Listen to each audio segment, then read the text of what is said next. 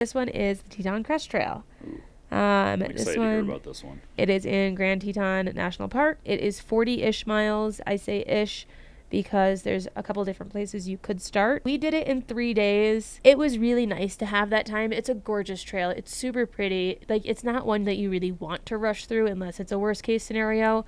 But in terms of wildlife, there were marmots everywhere. Me and Elise were having a great time because they were like these like warm chocolate colored marmots, which isn't the usual color marmot you see, but they were very majestic and beautiful. They were also always like splooting on things, which was great. So there were a couple moose sightings, which was great. It wasn't just like a one and done. And there can be a lot of bugs. Don't forget your bug spray like I did. There's a lot of bugs. Welcome to Backpacker Radio, presented by The Trek. I am your co-host, Zach Badger Davis. Sitting to my right is... Hi, I'm Juliana Chauncey, a.k.a. Chaunce.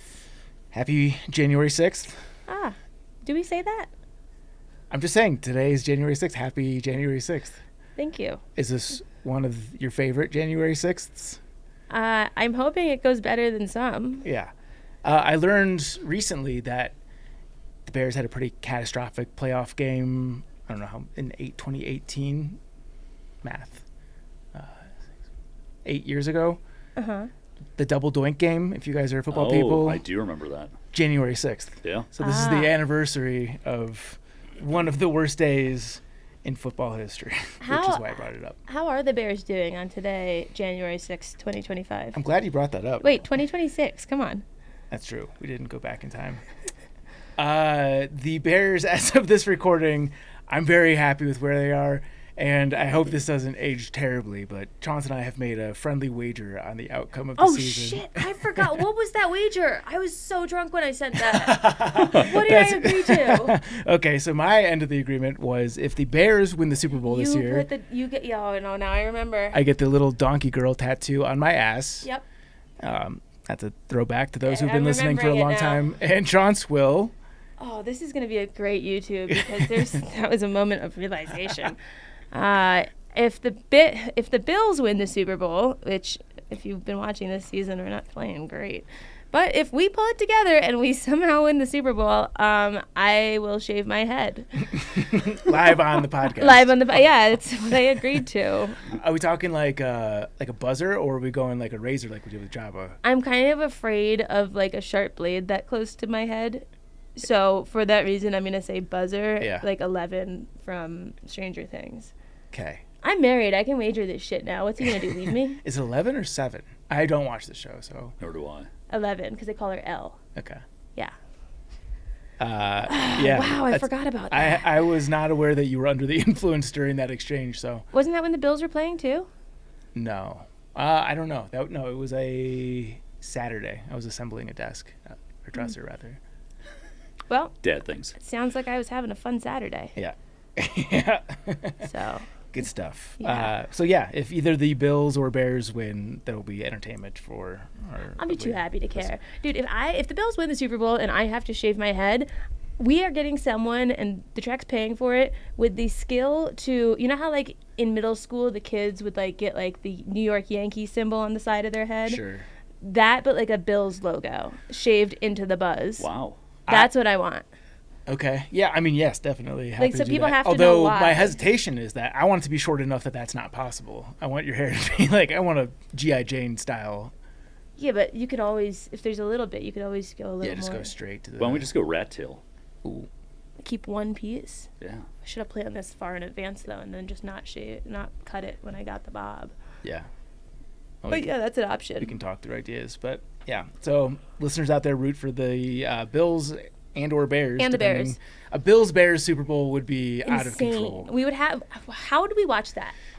We would have to live stream that. We would have to probably capacity. hang out. Well, yeah. On that Otherwise, day. like 2 separate live streams, I don't think would... We're both going to be unbearable to be around. Pun? Is that an intentional pun? Oh, no. I'm always unbearable. It'll be real bad. I'm going to be unbillable.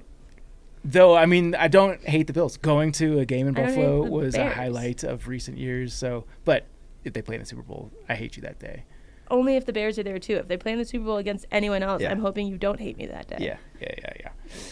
Good. Let's do some reminders before we get to today's panel.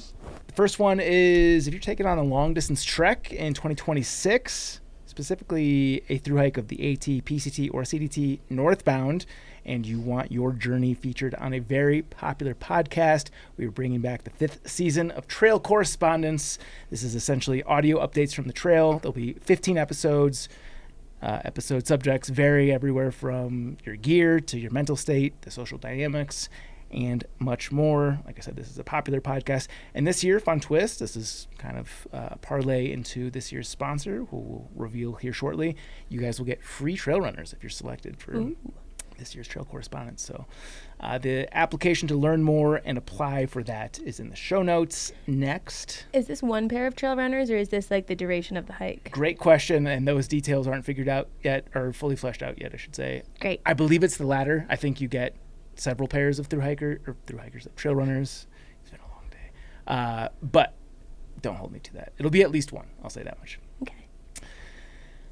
Next is if you're taking a long distance trek next year also, and you consider yourself a good storyteller via video, we are looking for people to join our team of trek vloggers. This is awesome because YouTube recently unveiled a collaboration feature. So if you have a personal channel, you can post your videos on the Treks account and then syndicate them onto your personal channel.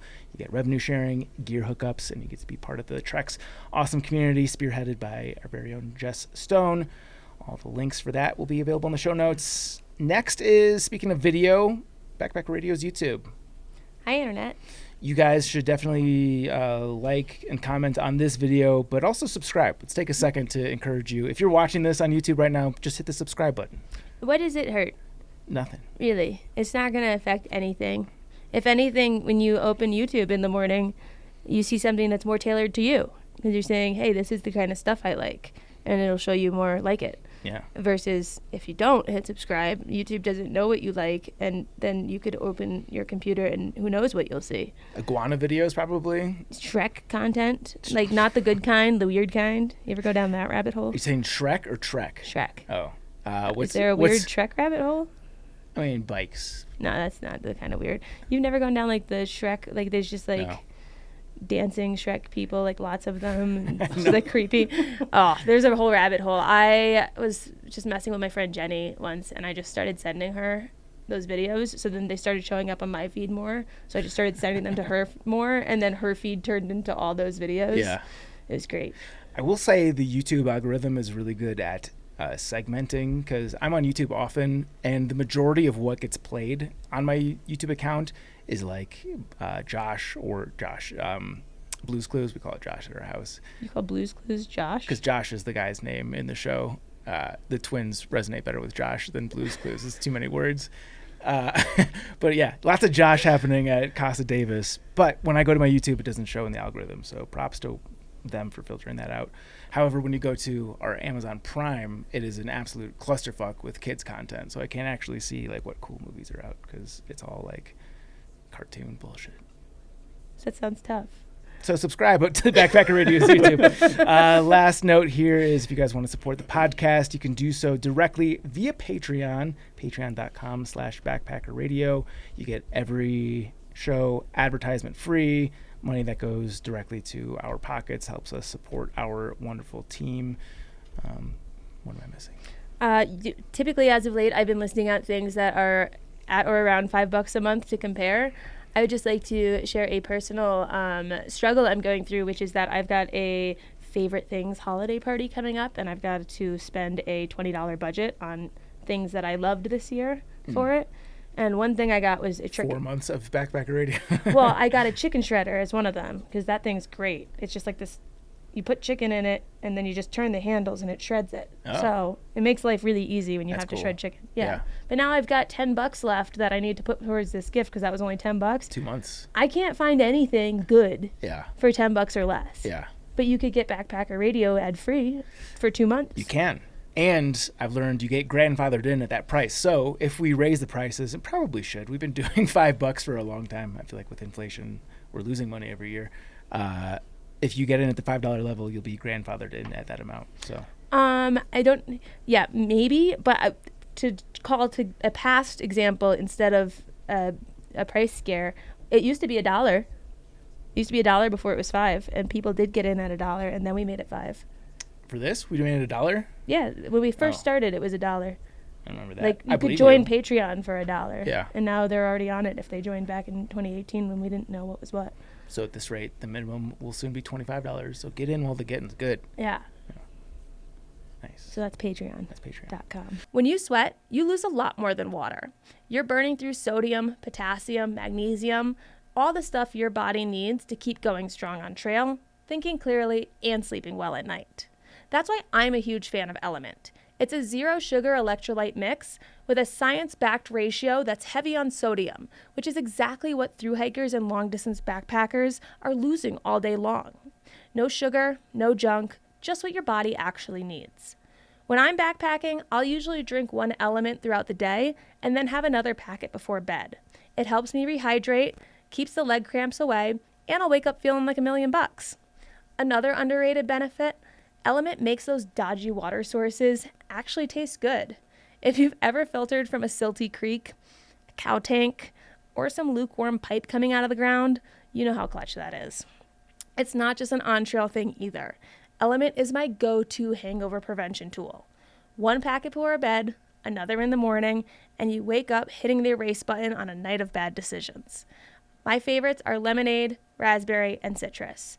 A cold Element lemonade on a hot day tastes like absolute heaven. And the citrus works shockingly well as a no-calorie mix-in for a backcountry margarita, perfect while car camping, or the lazy version at home. Good news, Backpacker Radio listeners can score a free Element sample pack with any drink mix purchase by going to drinklmnt.com/thetrek. That sample pack includes citrus salt, raspberry salt, watermelon salt, and orange salt.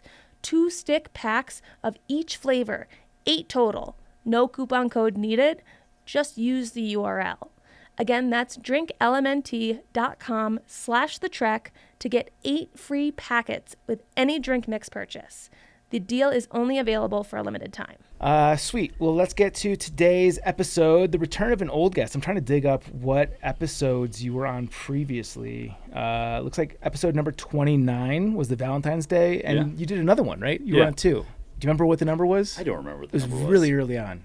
Yeah, pretty You were early an on. OG. We did like a high snow year PCT, CDT or something episode. So, your most recent episode was more than 300 episodes ago, which is insane. Well, you guys started cranking them out, too. We're crankers if nothing else. Yes. But that familiar voice is none other than Michael Grizzly Ivey. Do you want to give, I'll give the quick bio, tell me what I've missed here. Sure. You hiked the CDT, PCT twice, Colorado Trail twice, JMT, Superior Hiking Trail, Uinta Highline Trail, Wind River High Route. Yeah. Fuck yeah. Yeah. You also referred to yourself as washed up. I know that expression, but those are a lot of trails for an old washed up guy. That was a lot of trails for like 6 years. Yeah. Yeah. Fuck yeah, you were getting after it. Yeah. And a reminder to all you listening out there, if you've got a window to go backpacking, take advantage of it. Oh, 100%. Because before you know it, you're gonna have kids. You can put kids into someone, and then your long distance through hiking days might be on pause for a little bit. Yeah.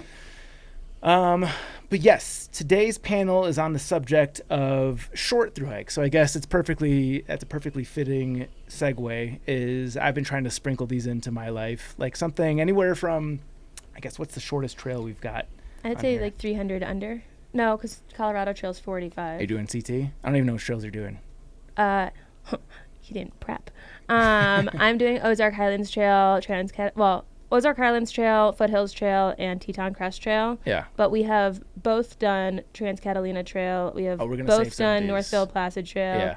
Yeah. We've all done Colorado Trail. We've all done John Muir Trail. Right. Yeah. So if we're looking at the total list. Right. But for this episode, we're doing 3 each. Oh, I over-prepped. Johnson. Look at all my papers. Yeah. I prepped for every single one I've done. I mean, the Uinta Highline Trail is 102 to 107 miles. Yeah. I've got one that's on here that's 40 miles. So that's probably the shortest. Are you doing Trans-Catalina? No. Different one. Like Wind River High Route's 100 miles, but that's way more aggressive than 100 miles. For sure. And I think at least for the purpose of today's episode, we're going to keep it to trails. Yeah. Because routes is totally just different a route. beast. Yeah, for sure. Which to choose? Okay. So yeah, we're each doing 3. If there's a trail where there's crossover, obviously at the end of it, we can chime in and share our takes, what the person got wrong. Yeah. Before we do that, Grizzly, what else have you been up to? Life's been busy the last few years. Had a son 3.5 years ago. Sawyer? Yep, Sawyer. I can bleep that out if you don't want that. Yeah, Sawyer James. Cool. And then right now my wife is very, very pregnant with our second son that's due, well, in the past, I guess. Yeah, going to be due next week from this recording. So this is perfect timing to get a little podcast in and talk about something other than just dad life or baby life. So yeah, nice. Yeah, that's the biggest things. Other than that, just a lot of work and just living up in the mountains. Fuck yeah. Yeah, you live off by Mount Evans. Yeah, Mount Blue Sky up at 10,000 feet west of Evergreen. So summer's about 6 weeks long and winter's about 6 months long. In the winter, on your average week, we'll get to this shortly, I promise. Yeah. How many hours in an average week do you spend dealing with snow in your driveway? It's so different. Like every year, like a couple years ago in March, we got over 50 inches, and I was legitimately moving snow from sunrise to sunset or after sunset for like 3 days straight, just trying to get dug out. I mean, this year we just got our first measurable snow up there. It's been a really late snow year. So like every week's different. I would say on average, like I'm moving snow once, maybe twice a week. Cool. Yeah. What's your snow moving tool of choice? I live on an unmaintained dirt road and there's no ditches on either side. So plowing is kind of like not an option because there's nowhere to push the snow. You're just going to build up these giant berms on the side of the road. So I've got a big walk behind snowblower.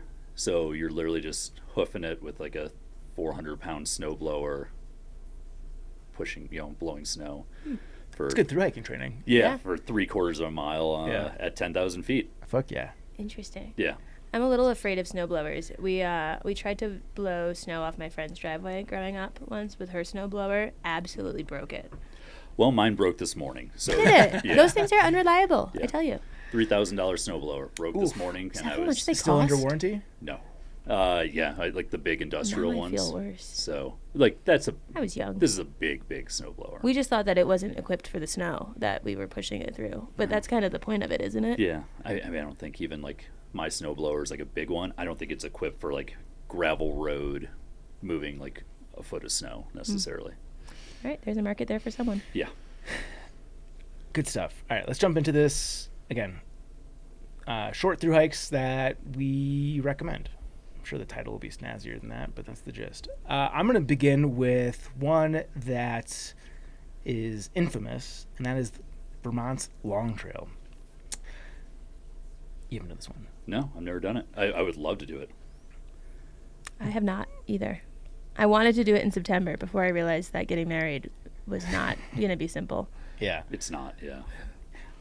Okay, trail overview. It's about 270 miles. Goes from the Massachusetts to Vermont border to the Canadian border through Vermont, following the Green Mountains. It takes on average 3 weeks. I did it in 15 days. It's not a humble brag. I was in very good shape. That year was 2019, and I had done a number of hikes leading up to that, basically as prep for that trail. And I'll say, doing it in 15 days, when I finished, there was zero left in the tank. It was one of those trails where, like, you just lay in bed for a full day afterward because that's all that you're capable of. I just like that under difficulty, you just wrote yes. Yes. Yeah. No, this one. So I've done trails, namely the Tour de Mont Blanc, and I think there's another trail that I'm going to feature in here that actually has a more steep grade than the Long Trail per Far Out's grading metrics. But this is, I would say, the most difficult trail. I've done a couple routes that I would consider more difficult, but trail-wise, this is the most difficult that I've done, even though it's not technically the steepest. Like I said, Tour de Mont Blanc had more elevation change. There's one that I'll feature later. But this is incredibly rugged. Tons of rocks and roots, a lot of rebar where you're climbing, and just like, you can never really feel like you're getting into a flow on this trail. I shouldn't say never, but there's huge swaths of the trail, especially north of Main Junction, which is where it separates from the Appalachian Trail. It's got 68,000 feet of elevation change, and like I said, the grade's about 500 feet per mile. To put into perspective, the average grade of the AT on the whole is 237 feet per mile, according to the internet. Damn. More than twice what the AT is, which is fucking nuts. Best time to hike this. So the full window is anywhere from, and, there's obviously nut jobs that will go out there and do it in winter. This is for a general audience. The full window is anywhere from mid-June to early October. I would say maybe even like mid-October if you're a little bit more daring. I hiked it in September. Looking at my notes, I finished on September 22nd. And I would love to say that was the ideal end date. I wish that I'd finished it maybe a week, possibly 2 later than that. Fall colors. Yeah. Yeah. It was just starting to turn a little bit. When I talk about the SHT. Yeah. Yeah, same thing. The foliage was a huge reason why I decided to hike in September. Also fewer crowds, less bugs, not quite as hot. But yeah, if I could do it over again, I think I would have pushed my start date back by like a week and a half probably. And I've talked to a lot of people that have hiked this trail. Fall is by far and away the most recommended season to do it. Earlier in the year, Vermont has the reputation of being called Vermud. It's a very muddy trail. Later in the season, it's not quite as bad. Things cool down and it dries up a little bit. Which direction? A lot of the trails I'm going to feature, honestly, it doesn't really matter. I would say for the long trail, just go northbound. Unless you're in ridiculous shape or you've done it before and you want to see it in a different orientation, northbound is definitely the way to go. That's because, like I said, the northern section is much more difficult. So unless you're in like ridiculously good shape, going southbound is just going to kick your ass right out the gate. And there's really not an advantage I can think of to going southbound because I think it gets better as the trail goes on. And yeah, the portion where it overlays the AT is not easy by any stretch, but certainly much easier and just a good way to warm up your legs for this. How to get to and from the trail. Albany is the closest airport. It's about an hour away. There are shuttles that'll take you to there from the airport, I believe, that you can book. Maybe you've got a friend. Uber would be pretty expensive for about an hour, but yeah, lots of options. Albany would be the place to fly into. And then getting back is you'll want to book a shuttle from one of the last towns, probably before then, and have the shuttle take you to either Burlington in Vermont or Montreal. I think Burlington's about a half hour closer, 90 minutes. Montreal's a couple hours. And I imagine Burlington's probably just way cheaper to fly in and out of. Trail highlights. The Green Mountains, very pretty. If you've hiked the AT or the Whites at all, it'll feel very similar to that. That was definitely my takeaway when I was in the Greens, was just it felt like I was in the Whites. Really expansive views. You can see the peaks that you'll be hitting ahead. A good hiking culture out there for it not being a very populous area. A lot of the popular peaks like Camel's Hump, I was like, in kind of a redeeming way, I was actually impressed by how many people were out there. Other thing that I really enjoyed about this trail were the towns. I thought the towns and just like Vermont's overall vibe was really cool. A few of the towns that I really liked, this one the most for sure, was Waitsfield. They have a Mexican joint there called the Mad Taco, which is one of the best food stops I've ever been. I got a massive meal there and I packed out, I think a chimichanga burrito. I packed out something that was very good. From there, if you stop in Waitsfield, definitely go to the Mad Taco. Waterbury. I didn't stop in Waterbury, but this one was cited in our survey as a town favorite. It's got the Ben & Jerry's flavor graveyard. What is that? That's all the retired flavors. So they pay homage to like every flavor that they have shut down. And you can order them? That part wasn't clear to me. I don't think so, but there is they have like a ice cream shop there where I think you can sample and taste a lot of the ice creams. That's so interesting. What's the homage? Just like a photo and a frame of each flavor? Wish I could say I didn't go. Because I feel like if you could try them, that's not retired. True. Is it? And I saw a note that like the higher ups at Ben & Jerry's are receptive to feedback. So like if they retire a flavor and people like petition to bring it back, they will. Really? Yeah. So everyone loves Ben & Jerry's, obviously. And yeah, Vermont and the trails around the towns around the trail, just tons of amazing craft beer. The food was good. People were nice. I got hitches incredibly fast. Just like really good vibes the entire time. Permits, none. Some of the huts do have fees associated with them. I think it's around $5 as of the recording of this podcast. It's certainly nothing that's going to break the bank. And the huts are really nice. A lot of them are fully enclosed. But I don't think you have to stay. Like if you plan it correctly, you don't have to stay at the fee huts. Resupply, this is very easy. You've got access to town every 2 to 3 days. There were lots of towns that I skipped just because I still had a day or two of food from my previous resupply. And I like to resupply often. That's my MO. I like getting to town and having a town meal. And I skipped a number of towns along the way. Like I said, the hitching is very fast. Wildlife, I didn't see anything. But apparently you can see black bears, porcupine, moose, deer. Water availability, I just remember there being tons of water. Apparently there is one 10-mile dry stretch. And 10 miles doesn't sound like a lot on the long trail. That can be, for some people, a full day. I don't remember if this was a difficult stretch of trail where it was dry, but that's the one thing to flag there. Camping, like I said, primarily huts and shelters. The huts are very nice, and I thought it was an interesting cultural quirk of the long trail, just to experience them. Everyone hyped them up. They're maintained by the Green Mountain Club out there, and they do a really good job. I mostly camped at the huts just because I don't like sharing space with strangers. That's not my MO. But there were a couple of times where I did because I think logistically it was just too difficult to not do that. You can disperse camp anywhere below 2,500 feet. There's a few exceptions to that. And I will say doing this in September, July and August are cited as the busy season. It was fairly busy in September, but there were a couple of shelters that I had absolutely to myself, which was very cool. Navigation, much like the AT, couldn't be easier. Get far out for all the data points, but you're not going to get lost on this one.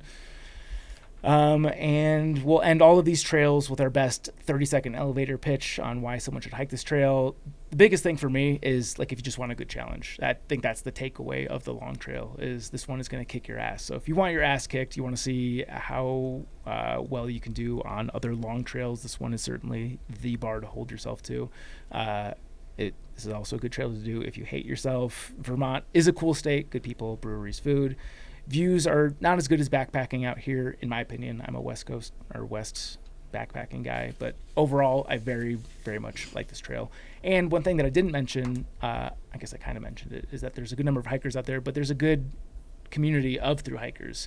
A lot of the trails that I've done, there's really not like through-hiking groups like you'd find on the AT or the PCT. I did have that a little bit on this trail, which is rare.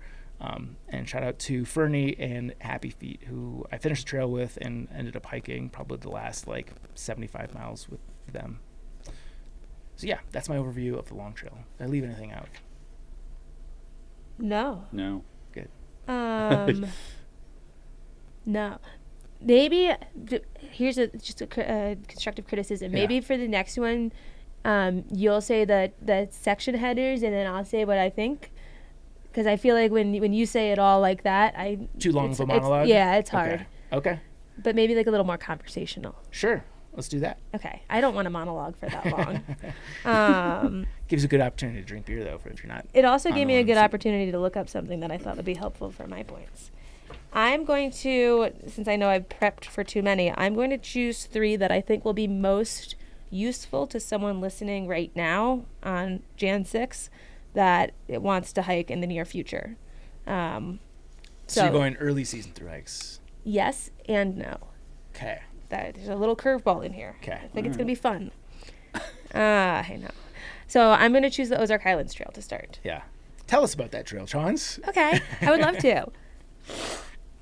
The Ozark Highlands Trail distance, well, it's in Arkansas, for starters. It goes from Lake Fort Smith State Park on the west side to Asterisks on the east side. And I say that because you will find different information about how long this trail is and how far it goes based on where you're looking and when you're looking. It is not a completely finished trail if you're thinking about it in the grand vision of it. But the Boston, Isn't there, if memory serves, either a road walk or a skip this section part? Yes, there's several sections that aren't complete and several sections that are, and they're not all touching. The Boston Mountain section was completed in 1989. That is 164 miles from the Lake Fort Smith State Park to the Buffalo River. Is that easily accessible if you want to just do a section hike of that?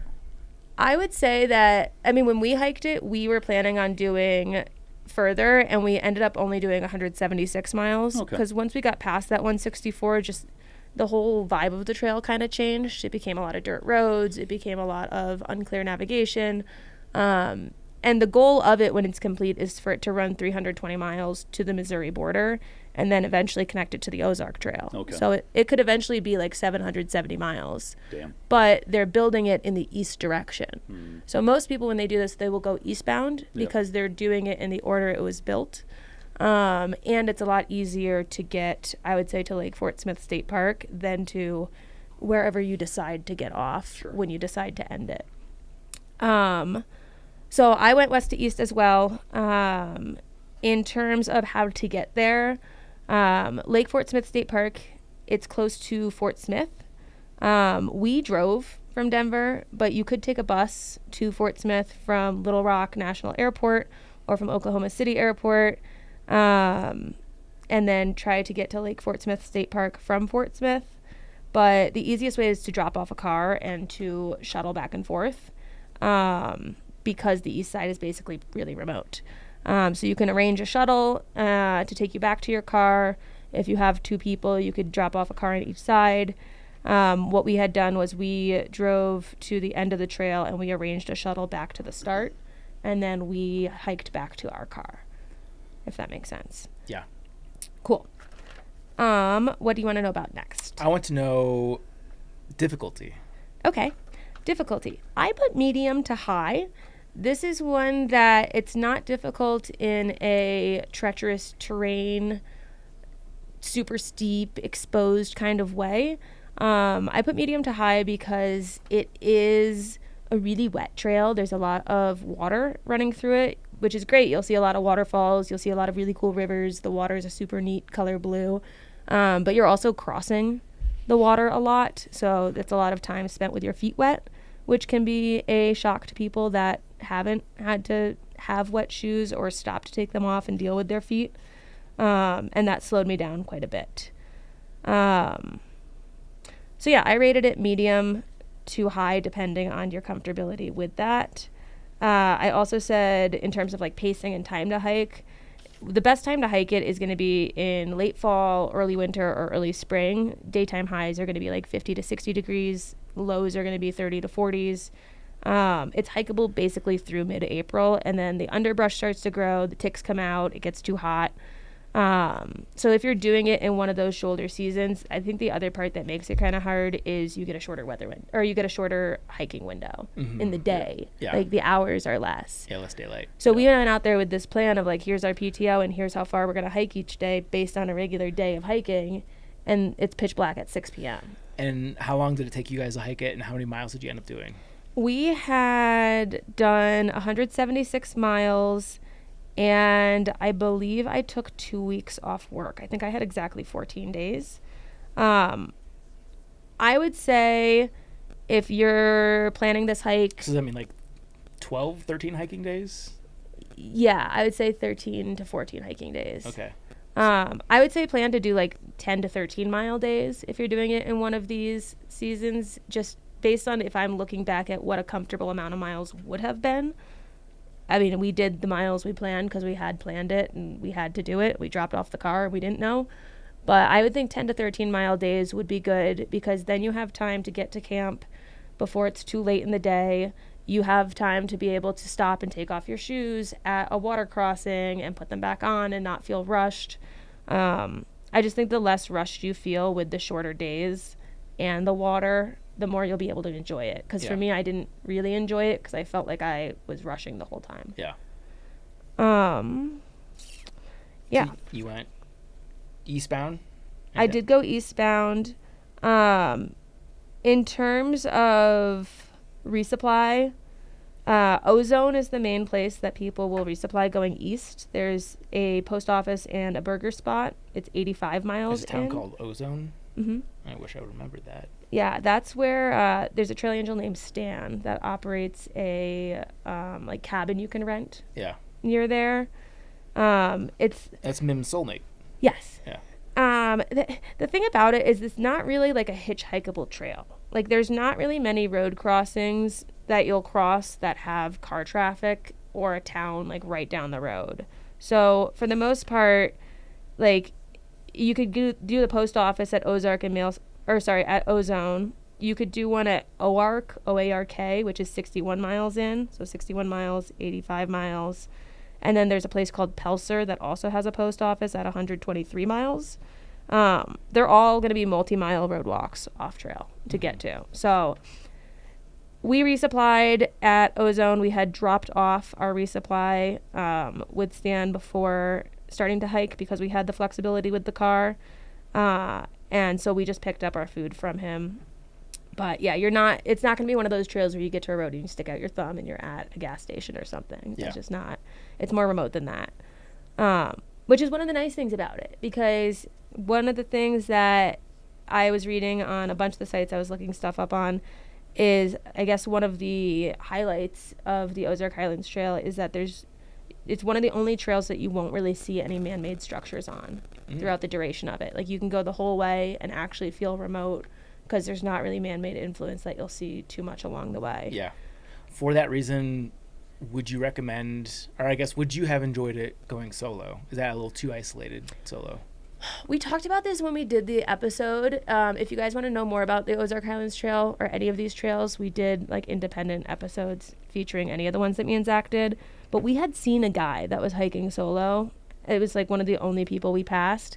And he looked like he was just like not doing well. Running from the cops. He didn't have headphones. Like, he didn't know, like, he hadn't listened to music or heard anyone's voice. Like, he seemed like he needed a hearty conversation, you know? So no, I don't think I would do well. Probably coming across two young-ish ladies on this trail was like the weirdest mirage for him. Maybe. Yeah, maybe. I don't know. But yeah, you have to like remoteness or bring a friend. Yeah.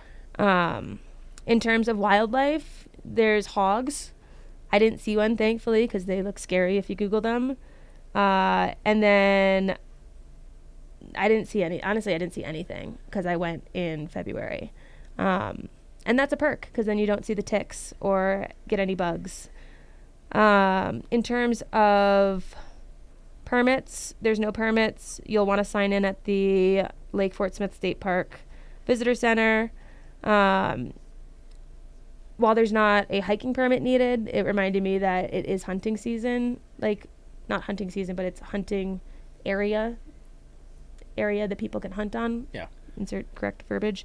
So if you're packing your outfit for this hike, this would be a one to wear bright colors on, especially if you're in hunting season. Not camouflage?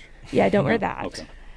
Aside from your just general aura, did you wear anything orange? I wore my Enlightened Equipment hot pink puffy jacket. Nice, yeah. Yeah, I was bright AF on that trail. And then the last few notes, trail highlight. Sorry, did you want to ask me about the last few notes? No. Just bright AF is a good rebrand for light AF. It's only neon colors. Okay, trail highlights. You do see a lot of waterfalls. Like, the water features are really pretty, even though they're cold and annoying at that time of year. No man-made structures, so you're actually feeling like you're out there.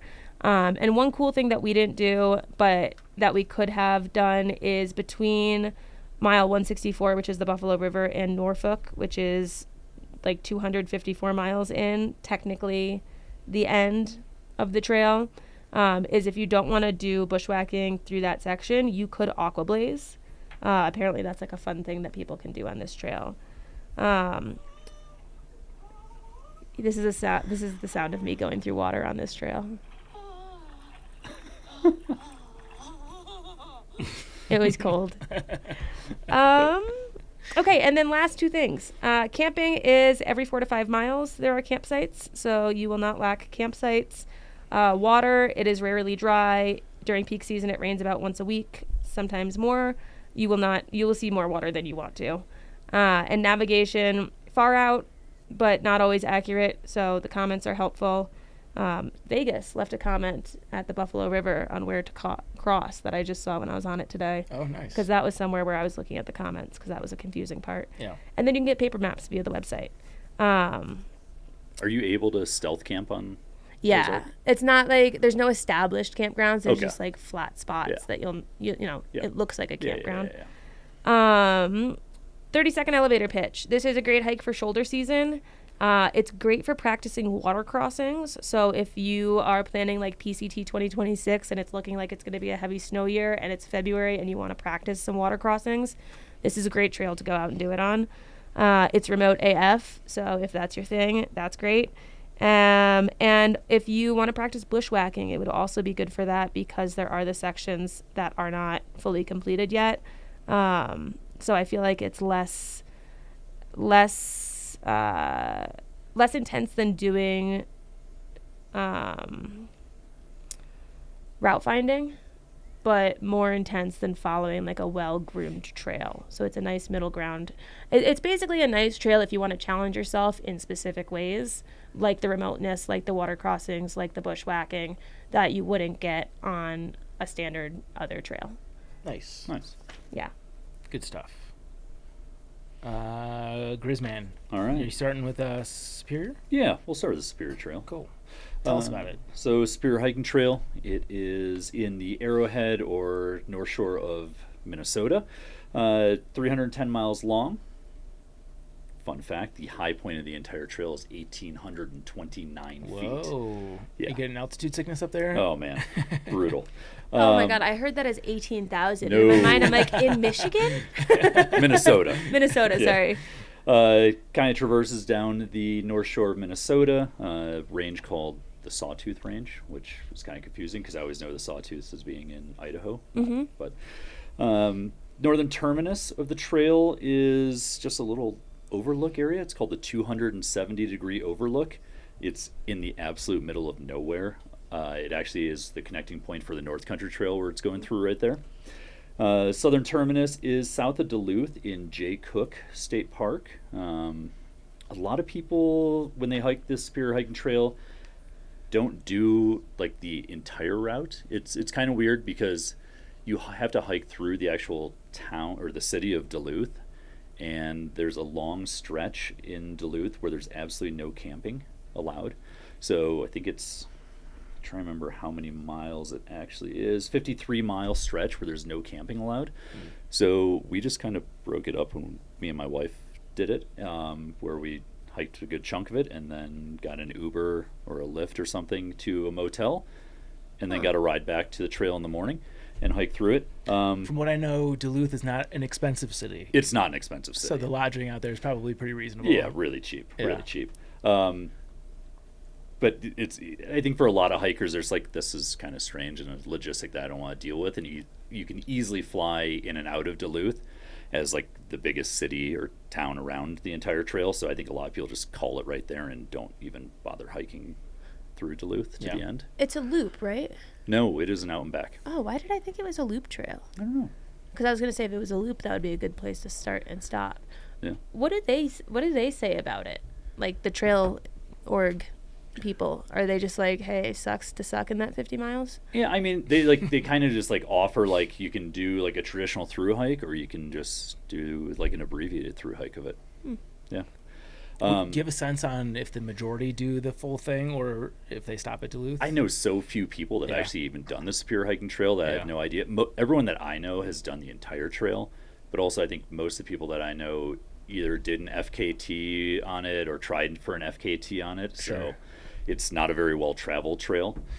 Sorry, did you say it's more common to go south? I think it's kind of broken up either way. We did southbound. It made more sense for us.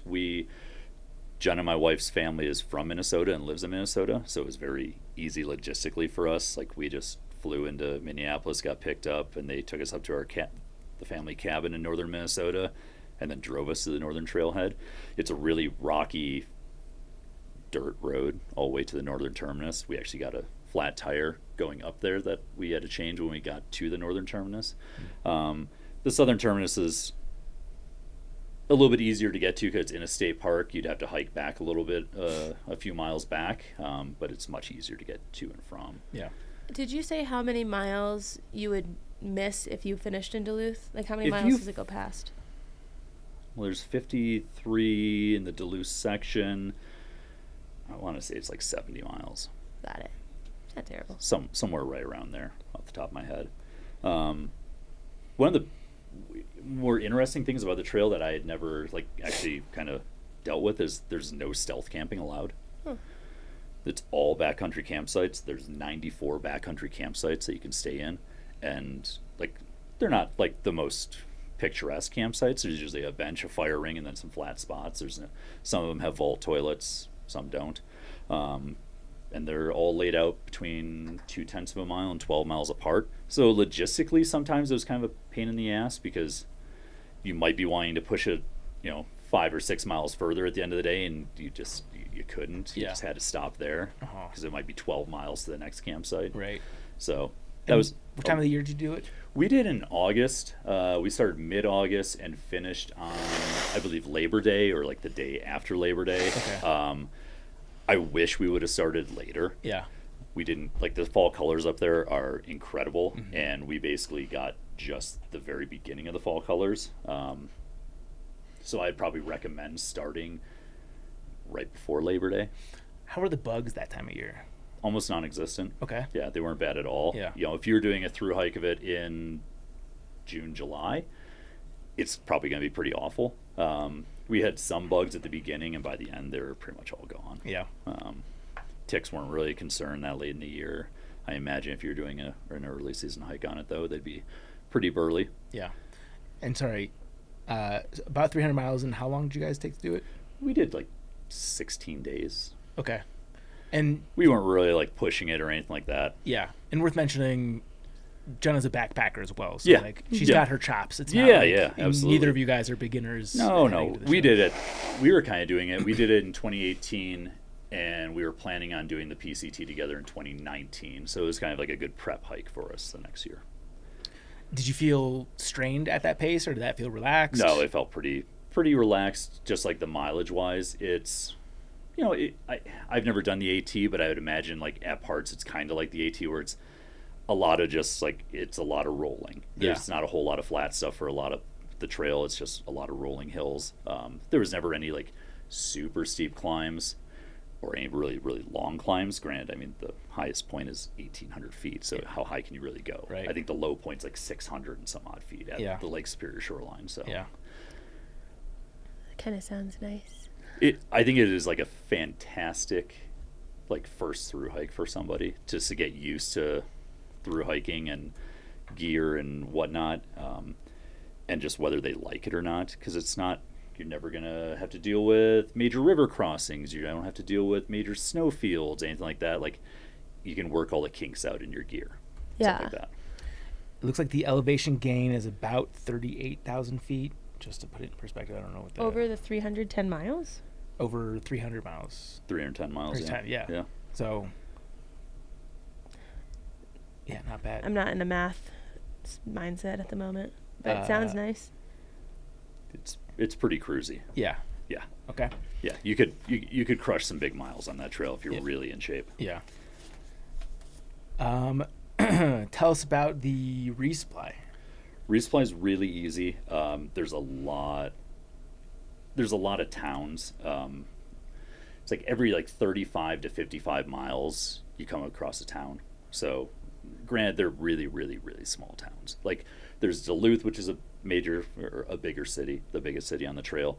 There's Grand Marais, which is at the northern end, which is a really cool town right on Lake Superior shoreline that has all the conveniences that you need, whether it's a brewery, grocery store, laundromat, whatever.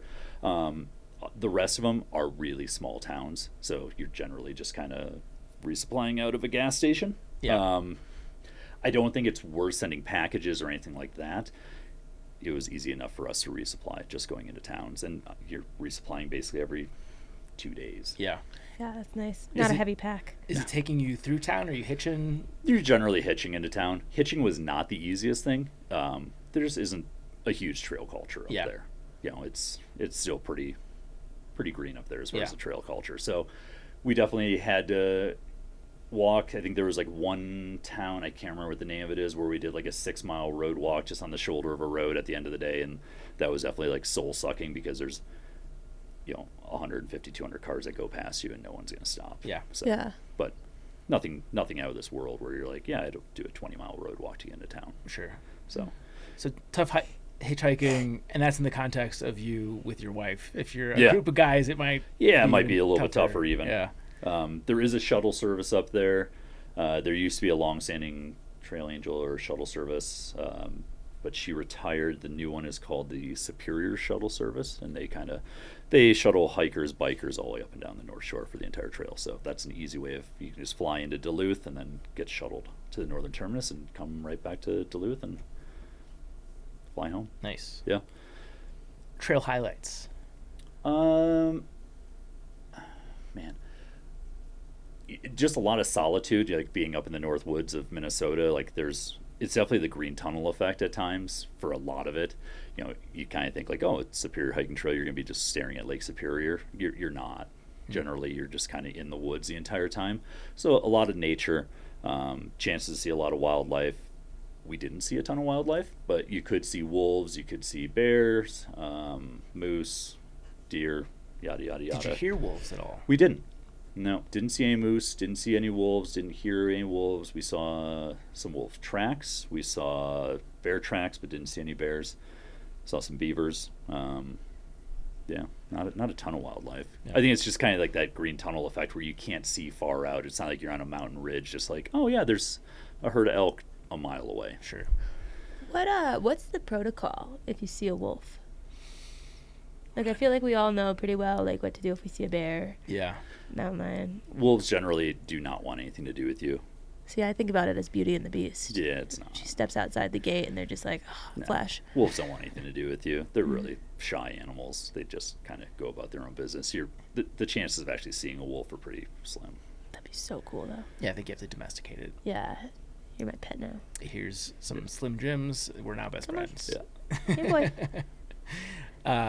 Yeah, I think if you did the trail like late August into the middle of September, or even started around like Labor Day time, the fall colors up there are absolutely spectacular, and that would be an incredible highlight. Remind me how long to plan for it? Like how I mean, much time to allow? 2.5 weeks is a pretty leisurely pace on it.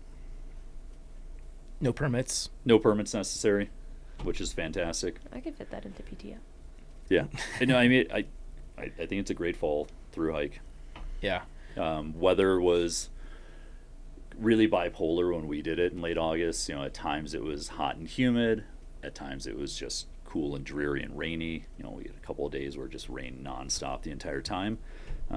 We had some really bad thunderstorms right at the end of the, towards the end of the through hike, where one night, like, we had cell phone service and like we were looking at the radar and there was like thunderstorm warnings, and it's like, yeah, there's going to be, 60, 70 mile an hour straight line winds, and to take shelter, and that small houses and small buildings could be impacted. We were fine in our tent, hunkered behind some bushes, but like the weather's not really that scary up in the northern part of Minnesota in late summer, early fall. Interesting. Not Okay. likely to get a snowstorm or anything like that. So yeah. Tell me about the navigation. Navigation was fairly easy and straightforward. The trail's really well laid out. There's no, I don't believe there's any far out guide for it. I wonder if there is now, because you did this 18. Yeah, 2018. At the time there wasn't. We just used little paper maps that we had gotten. I think I may have even downloaded some GPS waypoints or something for it. But it's also straightforward, having campsites laid out pretty often. That was really the only planning that we had to do. There's plenty of water along the way. I will say that the water sources aren't always great, especially towards the northern part of the trail. We were getting water a couple of times from just beaver ponds that were quite silty, quite murky, and had a lot of leeches in them. Ooh. Thank God for our Sawyer filters. Yeah. But there wasn't any issue with getting water. Yeah. Yeah. Okay. Give us the elevator pitch. Great first through hike for somebody, or somebody that's dreaming big to do something that's longer, more grueling, more difficult than the spear hiking trail, and wants to do a shakedown hike that's more than just doing like a weekend backpacking trip. If you can get out the fall before you are going out on one of the long trails, it's a fantastic way of kind of figuring out if you really want to commit to 3, 4, 5, 6 whatever months that you're going to take to do a long through hike. Just go out there for 2-3 weeks. Tell us about the Minnesota accent. You're cooked in it because your in-laws, do they have the thick, like, oh, you betcha, like diet Canadian accent, basically? Yeah, they definitely have the Canadian, the diet Canadian accent, the Minnesota accent. I want to hear it. My wife gets it if she comes, goes to Minnesota for a little bit too. She'll throw it out there a little bit. But there's a lot of. What's your best interpretation? Oh, you betcha. Don't you know? Yeah. Hockey culture out there. Oh yeah, you gotta love it. Yeah.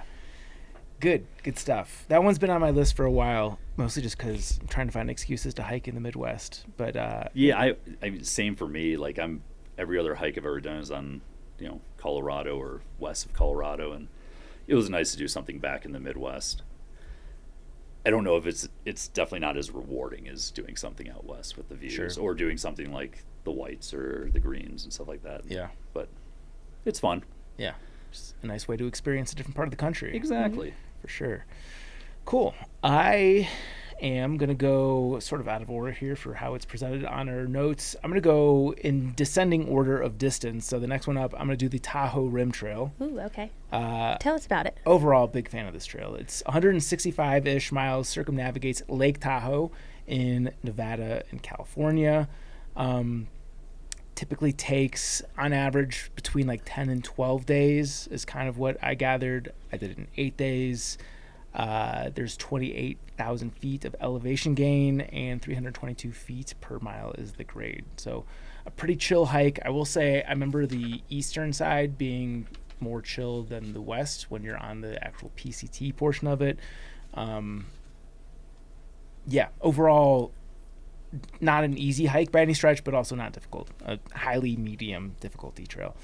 Best time to hike, the full window appears to be somewhere in like mid-June, maybe even earlier depending on the snow year. Early June to like early October would be the full window. I did it in mid-June specifically. I think this became a running joke here on the podcast. Yep. There was like consecutive years where I was planning on doing it, and then wildfires prevented me from going out there. So I didn't want to leave it to chance. So I went out basically as soon as the snow had melted to a reasonable amount, which was mid-June. Really enjoyed it. I will say Mount Rose still had quite a bit of snow, so I was following the trail beta very closely to see if that was going to melt out by the time that we got through. And it ended up being fine. It ended up being really good. Though I will say, as someone that's hiked in the Sierra in September's kind of just the best month to hike in general. I'm 100%. Yeah. If you're going to, like, if you have flexibility with when you're going to go hiking, I can't think of a trail where September isn't the best answer. Less bugs. Yeah. Better weather window. Less people. Less snow. Right. Maybe some fall colors depending where you're at. Totally. Yeah. So if you can do it in September, again, probably a roll of the dice in terms of the elevated fire risk, but that would be a really good time to do it. That being said, I thought mid-June was nice because it was warm but not too hot. Direction, I started at the Mount Rose trailhead, like I said, because that had the most snow when I started. I started there and then hiked the opposite direction of actual Mount Rose, that way to give it the most chance to melt out by the time that I got back to it. This is also the closest access point from where my friend lived, sort of near Reno. That said, it looks like conventional wisdom, or at least what people most commonly do, according to my research online, is starting at Tahoe City, which is kind of the 9 o'clock of the trail on the California side. That's because I think it's pretty easy to get transportation over there. There's shuttles that'll take you from the Reno airport over to Tahoe City. Tahoe City is like a touristy town, so you've got all the resupply options. Yeah. Been there on the PCT. Yeah. It's like, oh boy. Yeah. Where am I? I skydove there. Really? Yeah. Isn't that crazy? Tell me you landed in the lake. No, but we could see the lake from it. Yeah. The plane was held together. How many times have you skydiving? One. Never again. Yeah. The plane was held together by duct tape. Like, we were sitting in it. Here's when you know it's bad, is when the pilot of the plane taking you up there is also wearing a parachute. So it was very unsettling. Nope. I crossed it off the bucket list. Never again. Yeah. That said, Tahoe City is definitely like a tourist town. Yeah. I like Tahoe City. It's got cool vibes. And I Yeah. will say, if you're hiking this trail, clear out a little bit of time to float the Truckee River in Tahoe City into the lake. I remember just walking down there and seeing other people doing it And one, the river looks incredibly clean and clear, and two, it just seemed like a fun way to break it up. I will piggyback on that. Don't take that for granted. Because I worked at that summer camp north of Truckee, that was an activity we used to take the kids on, and we had to cancel the activity for several years because the water level was just too low. And now it's up where you can do it again, but you never know. So do it while you can. Because you worked there during the drought years. Yeah. You know. So yeah, most people start in Tahoe City, and then it seems like everyone, or I shouldn't say everyone, the majority of people hike it counterclockwise. Nope, clockwise. And like I said, this is one of those trails where I don't think it actually matters. The advice to hike it clockwise out of Tahoe City is to leave Desolation Wilderness for kind of the last stretch. We'll get to why you want to do that. I went clockwise. I think logistically that just made the most sense. And like I said, I wanted to end at Mount Rose. But this is one of those you can kind of start anywhere on the trail and go either direction, and it doesn't make that big of a difference. Traveling, Reno is very close. You can be to the trail within 30 minutes once you leave the Reno airport. It's very accessible. I imagine a 30-minute Uber is not like exorbitantly expensive. So logistically, incredibly easy. I'd say logistically, it's one of the things that I like best about this trail. You don't have to spend much time preparing for this one. Literally, you can kind of just, like if you've got backpacking chops and you kind of know your ins and outs, you can just show up and figure this one out, provided you've got far out. Resupply, thank you for asking. There are 3 primary stops that you can go to. Tahoe City, like I mentioned. South Lake Tahoe, which is the most touristy place. Yeah. Mm-hmm. Did you stop there on the PCT as well? Yeah, that's the one with like all the casinos and everything like that. I think we hit up like the buffet at one of the casinos. Yeah. It's borderline like Gatlinburg on the PCT. For those who've hiked the AT, you'll know that reference. And Incline Village is another place to stop. There's also small little villages throughout. There was another like sandwich shop where I stopped in and got a small resupply along the way. So yeah, you're never going more than 2 to 4 days. 4 would be like I think the max. But yeah, the towns are spaced out pretty evenly as well, so you're never having to carry that far. Permits? Permits, I had to look this one up because it's a little bit different than when I hiked, but this part is the same, is 7 to 10 days before you start your hike, you have to call the Lake Tahoe Basin Management Unit. You can look that up. It's on the Tahoe Rim Trail Association's website. And leave a message with your callback window. They'll issue you a TRT Thru-Hike permit over the phone, and permit holders must camp within 300 feet of the TRT and at least 100 feet from water. The permit is basically necessary just for the Desolation Wilderness. But it's a gimme. Like, you don't have to apply for a permit. Exactly. That's great. Which is awesome because that is a competitive permit if you're just doing it as like a short hike. Otherwise, easy to get through on the PCT as well, but Desolation Wilderness is awesome. The thing that is different is that bear canisters, the time that I hiked, bear canisters were required for Desolation Wilderness specifically. That was the only part of the trail where they were required, so we just planned it that we hiked through Desolation Wilderness. We didn't actually camp in the park boundary. Now it's required for the entire trail. Looked into it, and it is specifically a bear canister, so you can't do like an Ursack and an OPSAC combination. It has to be a bear canister. So, which, you know, I think has its pros and its cons. Obviously, the pro is much better for bear safety, but also, you know, I think maybe we had cheated into the experience a little bit by not camping in Desolation Wilderness specifically just to get through. So, like, if you're carrying a bear canister anyway, you might as well spend some time in Desolation Wilderness, because Desolation Wilderness is the fucking shit, which takes us directly to the highlights of the trail, Desolation Wilderness. I'll talk about Lake Tahoe in a second, but I specifically remember Desolation Wilderness hiking through on the PCT. And, you know, I hike southbound, so I'm 1,700 miles or so into the trail at this point. I've seen a lot of cool shit. This section was not hyped up to me whatsoever. I did very little research, but, like, no one in my group was talking about this. And, like, I remember just being blown away by how incredible Desolation Wilderness was. So I was really stoked to revisit it on the TRT, and it was just as awesome the second time through.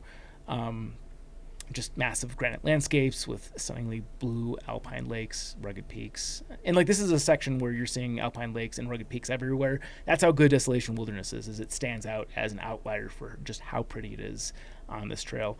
And once you get past Lake Aloha, going again clockwise, it starts to feel much more remote. Yeah. That the first handful of miles or so, it's a popular area, obviously. You're hiking past like houses. Yeah. Yeah. Very nice houses. Right. Yeah. And a lot of day visitors, overnight people Yeah. as well. But once you get past Lake Aloha, you're getting to where people are like in backpacking mode. Yeah. So it whittles away the numbers. I remember the one thing that always surprises me about this one, because it's just counterintuitive, is the water availability. Because you think I'm walking in a circle around a lake. Yeah. I'll just fill up in the lake anytime I'm thirsty. Not the case. Well, I mean, it's like hiking the Superior Hiking Trail. You think you're just going to be hiking past Lake Superior, like right by the shore Right. the entire time, and you have like one little lake walk, and you're like, oh, wow, finally I'm by the lake. Yeah. But then you're walking on just like gravel and the lake shore the entire time. You're like, get me the fuck off the Yeah. lake shore. I know we're not doing every trail, but when we do eventually do the Trans-Catalina Trail, I had to put a reminder under water availability that the ocean is salt water. Yeah. Because it's like I'm on an island. Every day we're at beaches. Yeah, I'll just fill up there. We need Sawyer to make the personal The Sawyer salt desalinator. water? Yeah. But yeah, and it's probably even more surprising for you because you hike the PCT, and the PCT is not the dry section at all. Like the entire time the TRT and PCT overlap, water availability is pretty good. Yeah. There's a couple parts where it deviates from the PCT where it gets dry. So yeah, there's two parts where caches are recommended. I did cache water there. One, I cached water with my buddy beforehand, and the other, he cached water for us and ended up hiking with us. I don't know how most people handle that. Like if you're just taking a shuttle from the airport to Tahoe City, I don't know how people go about the caching. How many miles is it, the dry section? I don't know offhand, but long enough that like even I can pull decent miles. Yeah. It would have been a strain to not have it. Like I was very grateful to have it. So consider it long enough that you should figure out a way to do it. Obviously not impossible, but yeah, something to consider. I remember being the north, let's call it like 11 o'clock on the trail, and the inverse, maybe like 4 p.m., 3 p.m., somewhere in that range is where I cache water, which logistically kind of creates a nightmare because that's a lot of driving. Yeah. Where are we now? Camping? Wildlife. Wildlife. As I was going through, I personally didn't see anything on any of these trails. No one I haven't seen no one anything sees on mine wildlife either. on Yeah, anything. Okay. yeah. Is right. it real? Yeah. Black bears are common, obviously common enough that they're now requiring canisters. Didn't see anything. When I went through Desolation, I was with a friend, so we're chatting, which decreases your odds of having good wildlife encounters. Deer apparently are out there, but yeah, normal Sierra wildlife, but again, I didn't see anything. Camping is straightforward, dispersed camping throughout most of it. In Desolation Wilderness, you have to be 100 feet from a lake, which is Standard. standard, and I think that's actually less than what the Leave No Trace guideline is. So Yeah. that one's so just follow Leave No Trace basically. But yeah, there was never, if you've got far out, and there is a far out guide for this one, they clearly indicate like all the good camping spots. But I think there were a couple of times where we just looked at the topo and camped like where the day ended for us, and that was no problem. Again, very easy to navigate. It's on far out. Definitely get far out. And the best 30-second elevator pitch, I really enjoyed TRT. I like logistically easy trails. You'd think that you'd get sick of seeing Lake Tahoe, but I think having like different perspectives of the lake is interesting. Also, if you're not from the Sierra area, Lake Tahoe is fucking incredible. Oh, it's beautiful. Yeah, it looks like a small ocean. Yeah. Like it's stunning, just how blue it is. So I personally didn't get sick of seeing Lake Tahoe at all. I like the towns along the way, even South Lake Tahoe, which, like I said, is very touristy. It's just like, after a couple days, it's nice to get a big, fat, greasy burger. And if I remember, I think there is it's either a hostel or a very cheap lodging option in South Lake Tahoe. Lake Tahoe is the largest alpine lake in North America. Yep. And is known for its immense depth of 1,645 feet and incredible water clarity of 99.994% pure. It's also over 2 million years old.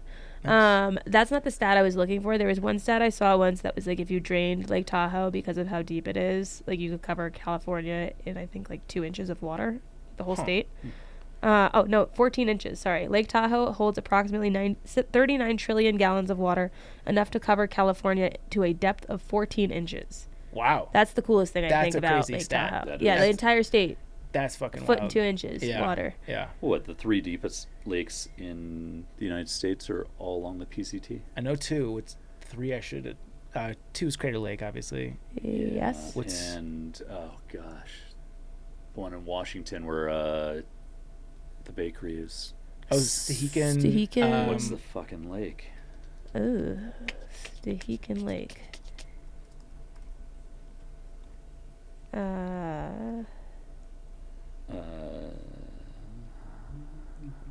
Chelan County. No. Lake Chelan. Yeah, I think that's it. Chelan. Yeah. Yeah. Okay. Good.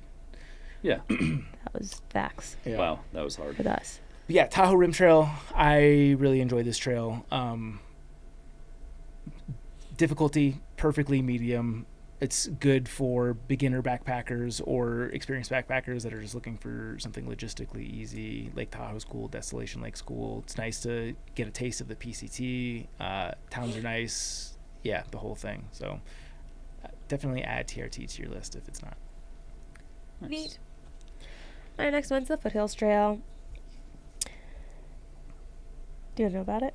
Tell me about it. Okay. The Foothills Trail is 77 miles. It goes through North Carolina and South Carolina. I put an asterisk there because it barely goes through North Carolina. It's like mainly South Carolina. It starts and ends in South Carolina. It just like flirts with the border for a while. Touches into North Carolina. But it goes from Oconee State Park to Table Rock State Park. Again, both in South Carolina. And the typical direction to hike it is eastbound. So from Oconee to Table Rock, basically you just put off the steeper and bigger climbs so that the views build, because on the east side, or the west side, sorry, there's not much to look at. You're in trees. And then when you're doing those steeper, bigger climbs, your pack is emptier. So it's not as hard as if you were to start with your pack. Best time to hike it is late February and early March, which is why I think it's great for this episode, because if this is January and you are planning to hike the AT this year and you're thinking, man, what am I going to do to prep for the AT? I have extra time and I want to do a shakedown hike and I don't want to just go into my backyard. Where will I go? Foothills Trail is a really good option for that. It is very similar terrain to what you'll see on the Southern AT. So yeah, it's a great one if you have time in late February to early March. Only takes like 4 to 7 days to hike, depending on your pace. So if you wanted to take a week off work, or you had an extra week in prep for the AT and you wanted to get out there and test your gear, it would be great for that. How'd you get to it? Oh, I'm so glad you asked. So to go to Oconee, you can get there to Oconee State Park from Atlanta, or you can get to Table Rock State Park from Asheville, is what it suggests online. There is overnight parking available at the state parks. So what I did was I rented a car. Yeah, I flew and I rented a car, I think. I rented a car. And I parked it at Somewhere. Sassafras. All right, not Sassafras. I parked it at Table Rock State Park. And then I had a Trail Angel, Taz. He's the most popular one, I would say, out there. He shuttled me to the start of the trail in Oconee, and I started hiking back to my car. Nice thing about doing a shuttle like that is that there is an option to cache food in the middle of the trail. There's no real resupply options throughout it. Nothing convenient. So most people, if they do any sort of resupply, it is to cache food in the middle. I didn't take that option. It's 77 miles. It's not like a super long hike. It wasn't terribly like taxing to carry my food for the whole time. But if it is a newer hike for you, or a shakedown hike before you do the AT and you've never done backpacking and you're worried about that long of a resupply, you can find trail angels to help you cache food in the middle. I wonder if they had any damage from all the flooding rains, since it's near Asheville. Yes, there was a lot of activity on the Facebook group at the time, and there was like sections that you couldn't hike. I think for the most part, It's all fixed up. yeah, I think for the most part, it's better.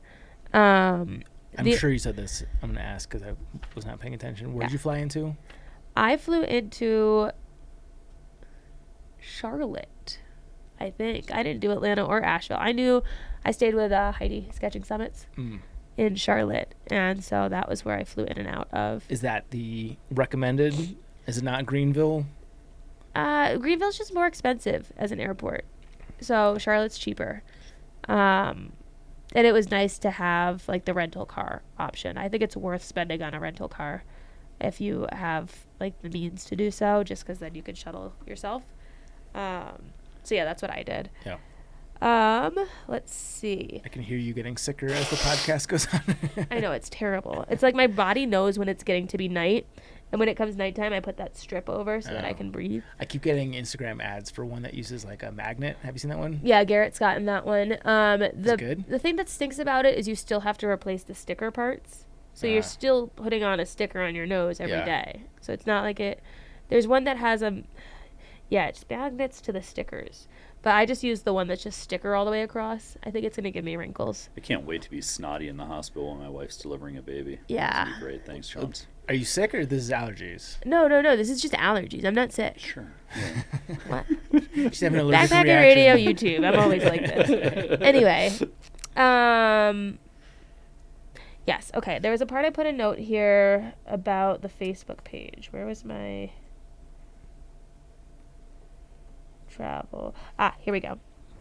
No, I just wrote shuttles can be arranged. There's a Facebook page for the Foothills Trail. If you want to do it, join the Facebook page. If you need a shuttle, post in there and ask if anyone can offer a shuttle and how much it'll cost. And there's people willing to do it. I would recommend that as the best way to do it. Elevation. It is between... Sorry, you said this, I'm sure. How long did it take you? I think 5 or 6 days. Okay. I think 5 days. 5 days. Final answer. And this is another one where your primary constraint, I should say, is daylight. Yes. So this one's going to be a shorter hiking during the day because if you're doing it in February or March, the daylight window is less. There's not like... It didn't feel like there was a lot of elevation gain. It's weird because it felt like in the beginning of the hike, just starting out, that it was flat and cushy. The trail stays between 1,000 feet to the high points 3,554 feet at Mount Sassafras, which is right near the eastern terminus. So it would be your last day probably if you did it eastbound. So scale 1 to 5 difficulty. I put easy to medium, but the elevation gain averages out to be 385 feet per mile, which is high again compared to the AT's average of 237. I put easy to medium because for the most part, it felt flat in that first half. And then the second half was when you started to get into some climbs. The main ass kicker is Heartbreak Ridge. That one, I think you like climb almost 2,000 feet in a super short span. Yeah. I think that's where a couple saw me and they recognized me from the podcast as I was like basically crawling up to a tree to cry. Mm-hmm. Because it was just like count to 10, stop and count to 10, walk and count to 10. I mean, that climb sucked. But that was basically the only one that really sucked, and Sassafras. The other cool thing is that this is, and I mentioned this on the Foothills Trail episode, like an Eagle Scout's wet dream. There are wooden features everywhere. If there is a water to cross, whether it is a stream that it floweth or a stream that dried 10,000 years ago, there is an Eagle Scout bridge over that gully. There's also... So the Ozark Highlands Trail could benefit from a little bit of Foothills Trail. Oh my God, if the two of those met, it would be incredible. Yeah. Goes into camping too. Like most of the campsites, there's a lot of them that are... like they're designated campsites, Most of them were built as Eagle Scout projects. So you'll find a lot that have a fire ring. You'll find a lot that are nearby water. Some have benches built near them and like food bag stuff for bears, which I didn't see because it was early in the season. But yeah, this is like, if you see a hill, there's going to be a wooden staircase that goes up it, and not one that looks like it was built 40 years ago, but one that looks like it was, like the sawdust was blown off yesterday. Yeah. And then vacuumed so that you didn't have to see the mess. Yeah. How crowded is this trail? Because I feel like for the length, it has so much fanfare. Every time someone posts about the Foothills Trail, I feel like there's a disproportionate amount of people that are interested or like have hiked it. Until I got to Heartbreak Ridge and Sassafras Mountain, I didn't see anyone. Okay. I don't think. No, that's a lie. I camped at the same spot as a couple one night. But no, I really didn't see people. Okay. It was also early enough in the season. I did it in Feb where there were no ticks. And I've heard that be a complaint for people later in the season is that it's like ridden with ticks. I've seen a lot of comments on Far Out about how like there's bear activity. I was too early in the season for that.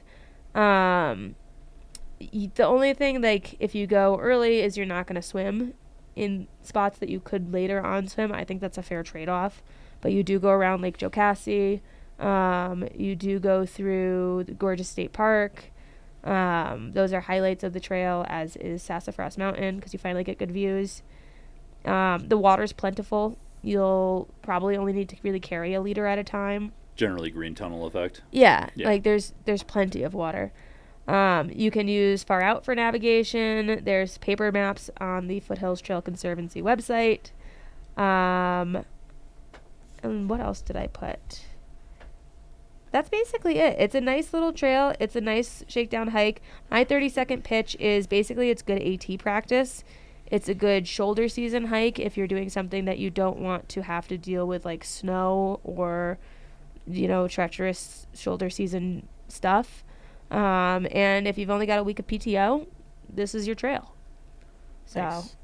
Yeah, this is, again, if you want to do it late February to early March, I think is a great time. Nice. Hell yeah. Oh, and the wildlife.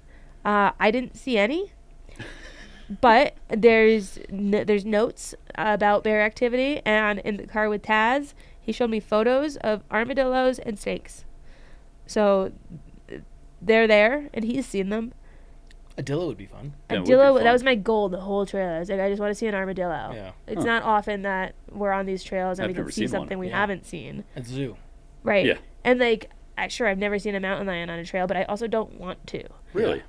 No. Why would I want to see a Well, no, mountain? you've never seen one. I'm the perfect little Well, snack. you're a little snack, yeah. Exactly. Of course you'd say that. You had to duck to get through the door coming in. The mountain lion would run from you, not me. They don't. I've seen a couple, but Yeah. Well, I think a little armadillo would be cute, It would be. especially if you rolled into a little ball.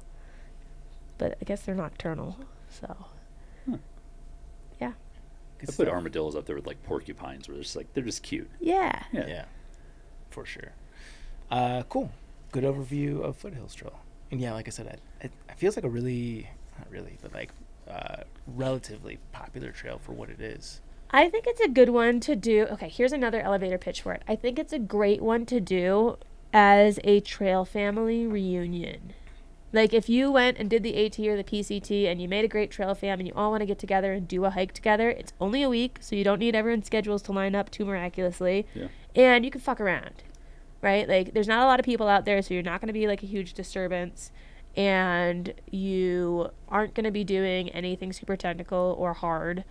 So it's a great one to just like goof off with your pals. Just gonna crush some miles and Yeah, get some, Have what some is it laughs. called? Some GTs with the G's and B's. Good times with the girls and boys. No, GTs with the G's and P's. Guys and pals. I don't know. Garrett says something like that. I was thinking gin and tonics, but okay. No, Laid back. you could bring those. Good. Grizzly, what you got for us? Next up, the Uinta Highline Trail. Yeah, this one's been on my bucket list for a while. It's a great trail. Yeah. I did this during the summer of 2020, COVID, because it was just Perfect COVID hike. well, yeah, everyone was kind of cooped up and trying to find something remote that weren't going to see a lot of people anyway, and it was a perfect perfect through hike for that time. I did this with Puma. Mm-hmm. Photographed my wedding. Me too. Cool. Cool. Cool. Yeah. Greg, my best friend. Yeah. Yeah. Another one of our buddies, and then Handy Andy from Palante Oh, nice. joined us on Yeah, it. yeah. Great trail. Kind of a little bit of like discrepancy on mileage, somewhere between 102 to 107 miles. I've seen 104 thrown out a lot. Elevation gain 16,700 feet over the entire 100 miles, so not too bad. Traverses the Uinta Mountains, which are kind of in the northeast corner of Utah. It's the only major mountain range that goes east to west in the United States. And which direction did you hike it? Started at the eastern terminus and hiked westbound. Westbound. Eastern terminus is called Hayden Pass. It's the low point on the trail. It's at 8,200 feet of elevation. The highest point is Anderson Pass at right around 12,700 feet. That's of the trails out there. That's got to be one of the biggest ranges, Yeah. right? Yeah, I mean, You said 82 was the low point. 8,200. 8,200. Oh, Yeah, not 82 feet. different. That's Yeah, different. yeah. That'd be a terrible climb day. Oh God, That's like the low to high road. Yeah, it's low to high road. Yeah. We finished at, I believe it's called Crystal Lake Campground on the west side of it. Is westbound the common route?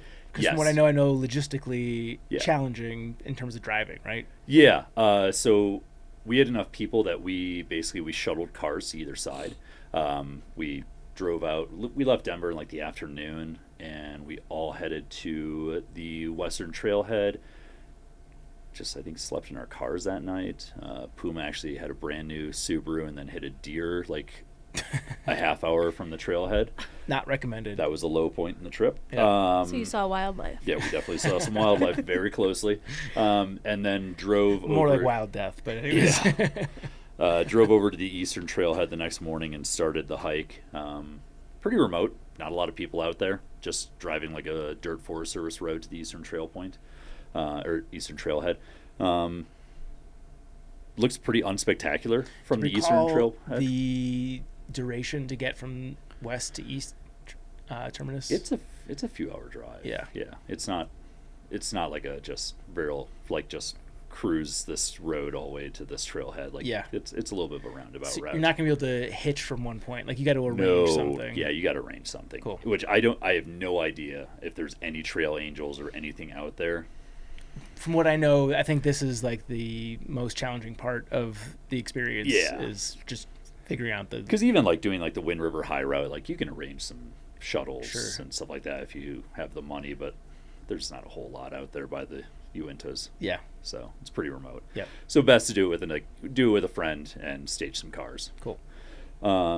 Starting from the Eastern Trailhead, first like 20 miles or so are pretty cruisy through meadows and some woods. You have your dry stretch right off the bat. Like there's water at a little creek at like 4.5 miles in, and then you've got about a 20-mile dry stretch right away.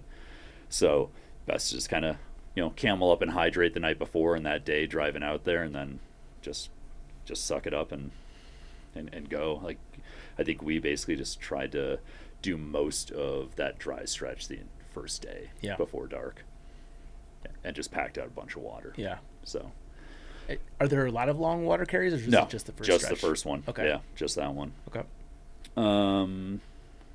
I would recommend probably depends on the snow year, honestly. Mid to late summer, so like July, like second half of July, August, September is probably your best timing to do the trail. Do you remember your specific dates? I don't remember my specific dates. I want to say we did it in August though. Okay. Not a lot of bugs. You spend a lot of time it's most of the hike is ridgeline to valley, back up to ridgeline, back down to valley. There were some bugs down in the actual valleys and in the drainages, but it wasn't awful by any means. Mm-hmm.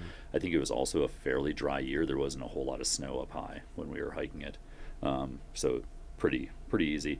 Navigation, I wouldn't say is a challenge, especially when you're down in the drainages. There's good trails.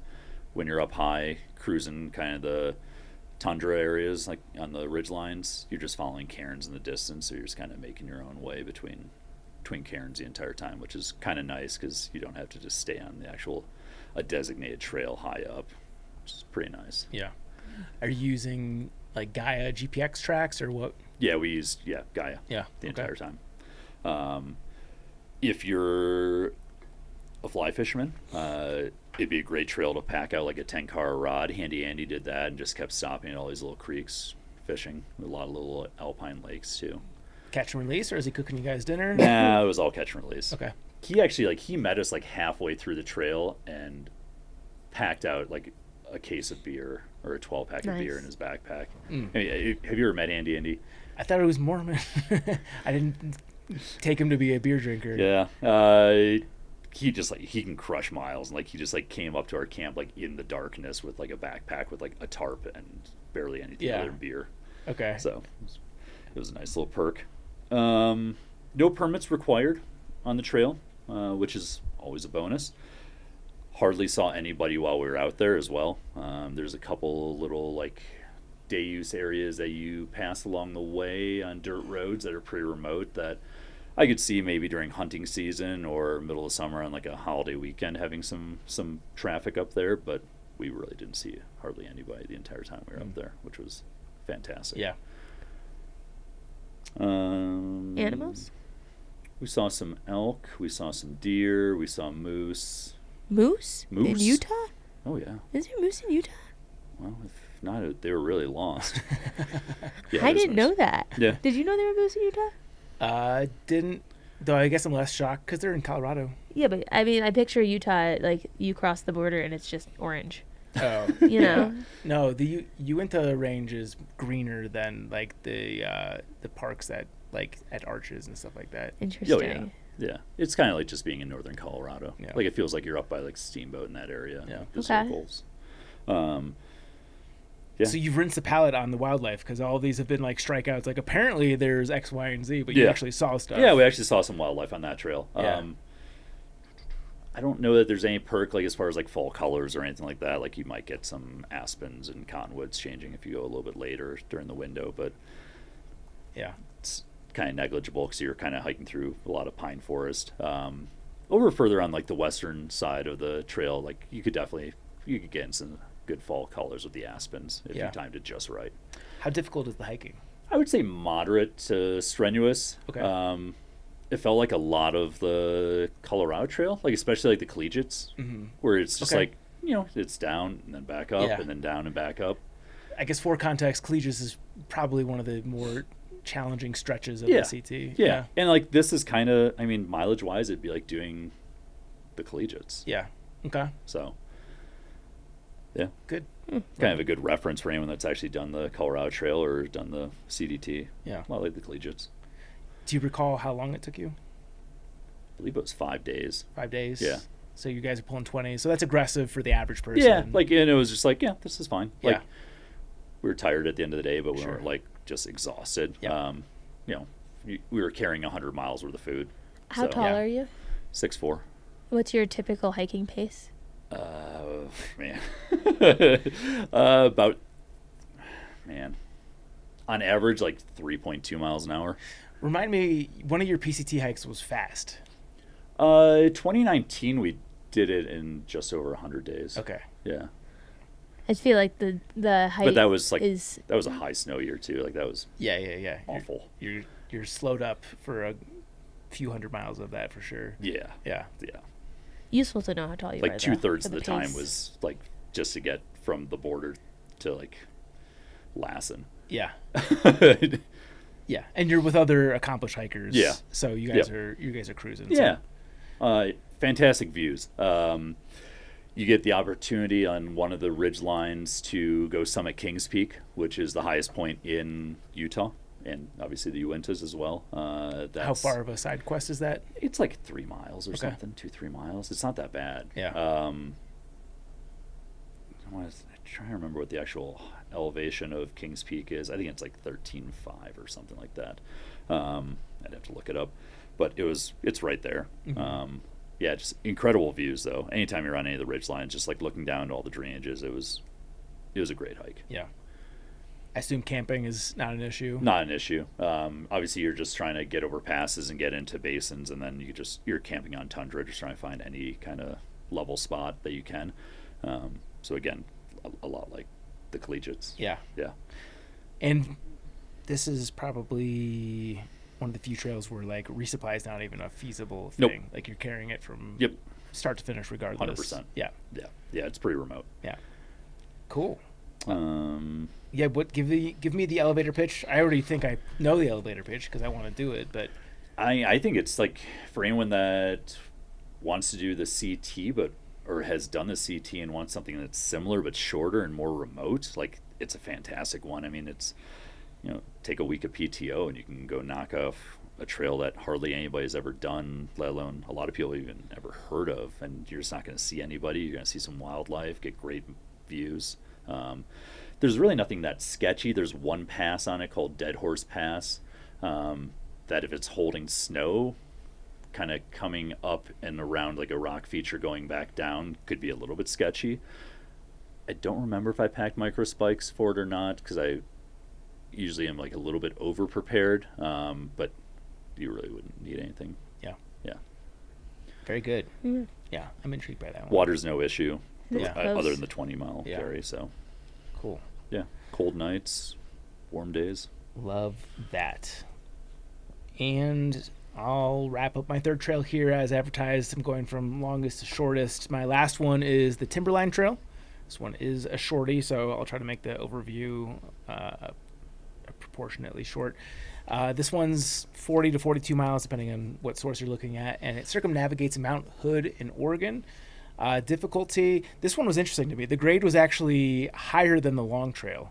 Huh. Really? So, yeah. But I think just because it is so short, that like the long trail over the course of the long trail is just like 250 miles plus is a long time. Also very rugged. It feels like the PCT grade wise, so it's never like steep. Your hands are never getting involved. But I thought it was interesting to see that the grade was bigger.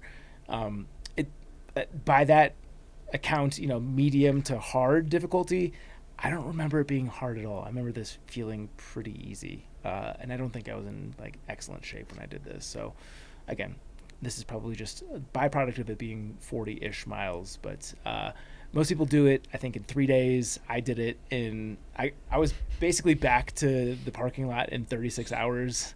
If you listen to that episode, that was dictated by me being a fucking dumbass. I forgot to pack the, was it my poles? No, it was the stakes to my tent. Yep. So I didn't have a shelter.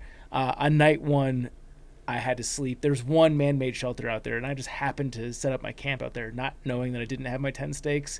And then when I laid out my tent, I realized that I can't actually set it up.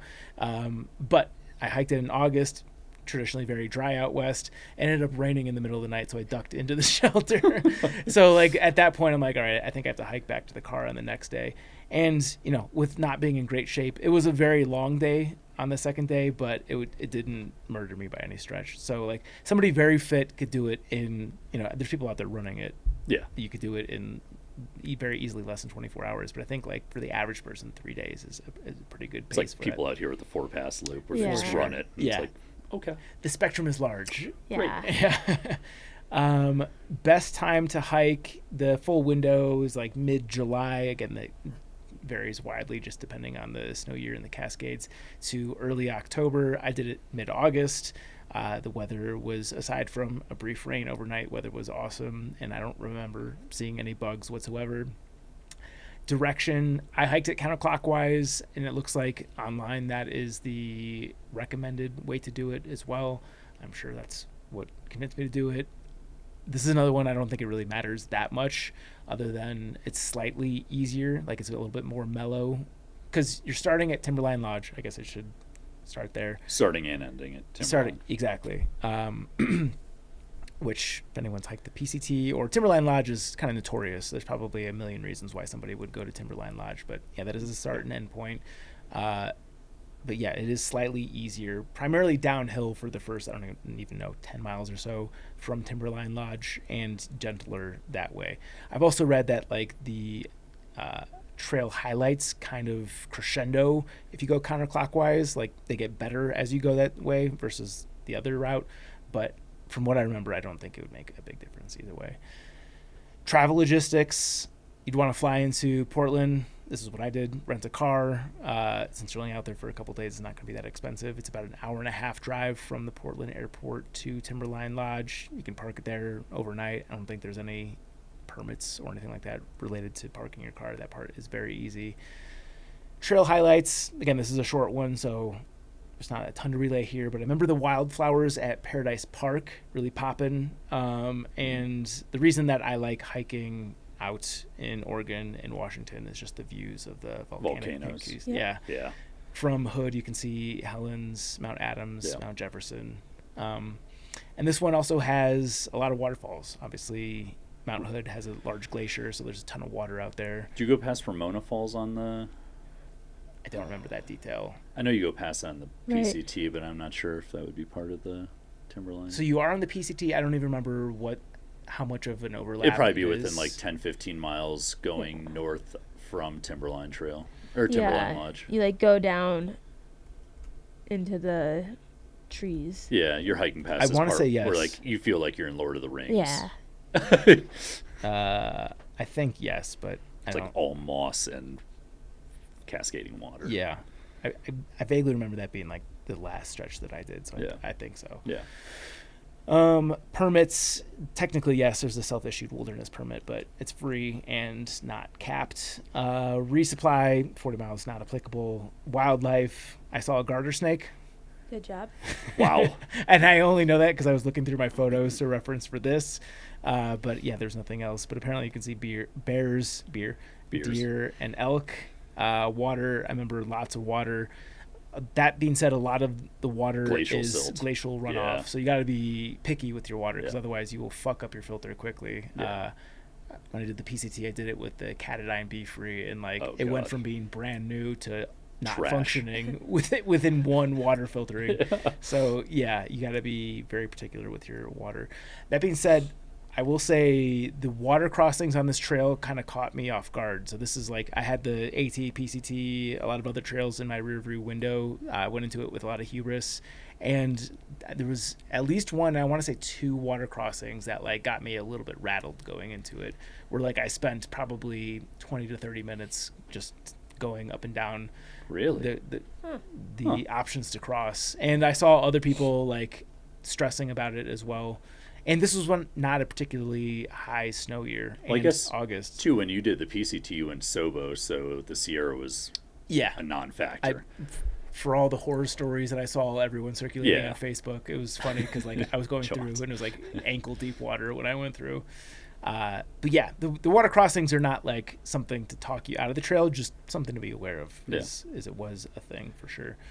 Camping, tons of options. It being short, I don't remember that being even a thought at all. Navigation super easy. There is a far out app for it. Elevator pitch.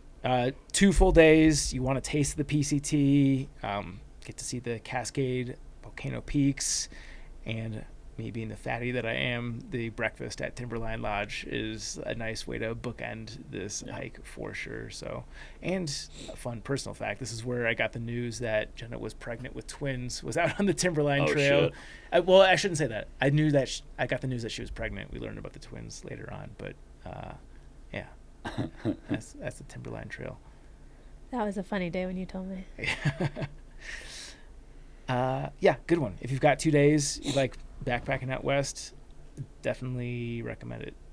It's one of those that feels so short. It's you can kind of just forget that you even did it. Yeah, it's kind of just going to Glacier or something and doing a 2-day backpacking for trip. sure. Yeah, and I could have made it a one-night thing. I didn't, just because it was cheaper to cowboy camp near the car than it was to actually not do that. So yeah, that is Timberline Trail.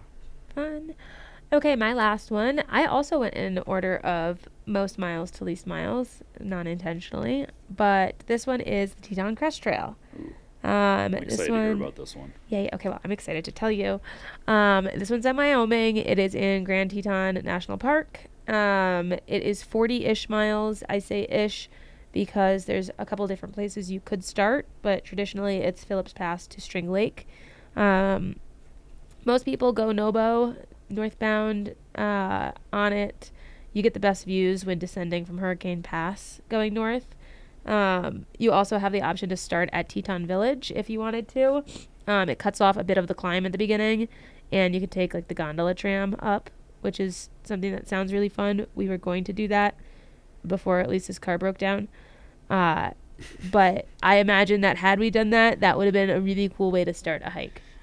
You get the full car breaking down story on the appropriate podcast as well. Yeah. We drove. I would suggest if you have the means, drive and either hitch or shuttle to the other side, leave your car at the end. Because it was within the park that we were hitching when we dropped our car off at the end, we found it to be pretty easy. Almost comically, like I took a video of it to show a car passing us when we first put our thumb out and the first car stopped. So if you need to fly, I believe there's an airport in Jackson, which may or may not be expensive, but Jackson's a town nearby. I'm guessing pretty expensive. Yeah, I mean it's like a bougie ski town. Yeah. But let's see. The best time to hike is going to be mid-July to early September. Reason being is that conditions are going to be clearer. You can still face snow on the higher passes and thunderstorms because the elevation is between 8,000 feet to 10,695 feet. But mid-July to early September is when you will have the most passable conditions. Do you remember when you hiked it? We hiked it in late July, and we brought ice axes, and I don't remember if we brought spikes or just the ice axes, but one of the passes still had snow. So we got some intel from the ranger station on what the snow was like. They said there were boot paths or boot tracks in it. For me, it still felt sketchy. Like it was a very unforgivable fall if you fell. And like the way that the boot path was carved in at the end, it was like several feet from the snow that hadn't melted to where the trail picked back up. They had to do a little like leap down from. Which kind of like some of the stuff in the Sierra during the high snow years where you're like, oh, this isn't great, but it's not terrible, but the risk is pretty high. Right. Like I definitely don't want to fall. Yeah. But later in the season, like in that late July, August, early September time frame, you'll have the highest chance of that snow having melted without new stuff coming in. Average grade or elevation gain is approximately 8,000 feet for the duration of the 40-ish miles. Average grade, it gave me in percents, so 8%, whatever that means. Max grade, 34%, whatever that means. Is there a far out? There is not a far out for this. So for the maps, you can pre-download routes on Onyx or Gaia. There's paper maps from Nat Geo. I will say I mainly relied on Elise for the maps on this one. There is not reception, so you'll want to pre-download stuff going in. I personally enjoyed using Onyx more than I enjoyed using Gaia. I think there's some user error and learning curves involved, but Onyx is fantastic. Yeah, I just found it to be an easier step from far out to Onyx than from far out to Gaia. I want to give a quick shout out. Sorry to derail your thing, but we're on the subject of navigation. Shout out to Goat Maps. It's free. I think it's free right now. Actually, maybe there's a premium service. But the reason I say that is that I'm hiking the San Diego Trans-County Trail here shortly. And the GPX files for that are like 20 megabytes. And the two other GPS services that I used don't allow uploads of that size. Goat Maps does. Yeah. So you have to use some like converter thing that basically like strips down the file size. But basically you lose a lot of the data involved with that. With Goat Maps, you preserve all of that data. So just a fun shout out for Goat Maps there. The thing that I found most difficult about the map situation wasn't figuring out where to go. Like the Teton Crest Trail is pretty easy to see where you're going all the time. The part that I found difficult was like with some of these climbs, I just want to know when I'm going to be fucking done. You know? Yeah, I always like to know it too. I want to see the elevation, and I love how on far out you could just zoom in and you can make the elevation the mileage that you have left in your day, right? So if I were to do this again and have the bandwidth to maybe plan it a little more than the nothing I did, I would want to get my map for each day and maybe zoom in to where I think I'll have lunch and maybe screenshot what the elevation would be for, you know, when the next climb starts, or just something that I could look at besides just start of day to end of day. Something that would give me like a little more of a taste of what's left in the middle of the day. I feel like that was one of the hardest parts when I did the Superior Hiking Trail, is just having like literally like a paper map, and it was like, what the hell's in between point A and point B? Like, I have no idea. Right. Yeah. Am I going, is it climbing? Am I crossing logs on a beaver pond? Like, what is this? How long will this last? Like, you know, and sometimes it's like, I really need a break. I'm so tired of this climb. And if I know it's only 0.2 left, then I'll just push through. But if it's another mile and a half, I'll take a break. It's funny. We've been doing this long enough where, like, early on in this, a lot of the experienced backpackers were like, you have to know map and compass. Yeah. And those voices have gotten quieter and quieter. Like, even like really experienced old school backpackers are now like, yeah, just use GPS all the time. I mean, it's like the teachers that used to say, like, you can't rely on a calculator. Yeah. Like, really? Why? Yeah. That's all we do. Yeah. But Anyway. man, on what hike have any of us actually used just like maps to navigate? Trans-Catalina Trail. It's true. That's right. We used a map, and we shared it between the both of us, and we hung it up there when we were done. Yeah. One more thing about taking a photo that shows your elevation for the day. You'll know what your day looks like because there's designated camping zones, and there's several sites within each camping zone, but you need to pre-select which camping zones you're going to stay in during when you're getting your permit for the hike. So it is one that you do need a permit on. There's 11 campsites throughout, or 11 camp zones or sites throughout the trail, and then you got to select, like, which one am I staying in on this night? Which one am I staying in on this night? And then, like, our first night, we stayed in a camping zone, and we got to one spot, and it was like, oh, we could go a little further. There's 5 more sites in this camping zone. Let's go a little further. But you do need a permit. You got to go to recreation.gov to get a backcountry permit in advance. They also do walk-up permits. That's a little more risky because obviously you need a backup plan if you don't get your walk-up permit. A third of the permits are reserved for advanced bookings. There's a $20 non-refundable fee plus $7 per person per night from the site I checked about it. Wait, a third are for advanced or for day of? A third are for advance. Oh, so 2/3 are day of? That's what my understanding was from when I read it. I did a double take at that too. Okay. This was on some guy's blog. Yeah. But, okay, Chance, you said that these are all hikes that will be very topical for the time that this episode comes out on June 6th, and we're not hiking the Teton Crest Trail till mid-July or early September. Why would you lead us astray? Well, if you listen to Backpacker Radio when it comes out, on the day it comes out, which today would be Jan 6th, this is great because on January 7th, aka tomorrow when we're in real time of you listening to this, if you listen on the day it comes out, January 7th, 8 a.m. Mountain Time is when permits open for the Teton Crest Trail. So if you're listening to this episode on the day it comes out and you're like, man, I really want to do that this summer, set your alarm for tomorrow morning at 8 a.m. Mountain Time because that's when they're going to go up on recreation.gov. If you have any questions, there was a phone number listed on recreation.gov to call. It's 307-739-3309. This is going to be January 6, 2026. This comes out. If you're listening to it in the future, I don't know whose number that is, if it's no longer the same. But that's the one if you have questions. So you'll want to go to recreation.gov. In the search bar, search Teton Crest Trail permits. It'll take you to the Grand Teton National Park Backcountry Permit site part, and then at 8 a.m. Mountain Time on January 7th they open. So may the odds be in your favor. And what I'm about to say needs to be researched, so don't take it as gospel, but I believe there's a way that you can do this trail without a permit, without hiking all the way through. Yes. So in the middle of the trail there is a spot where it very quickly and briefly leaves the national park. And there's campsites there. And you don't need a permit to camp in those campsites because it leaves the national park. So what you could do is you could plan it to be a 2-day hike where you hike there the first day. That would be a lot easier if you did the tram and skipped that like 7-8 mile initial climb. And then the second day you finish the trail.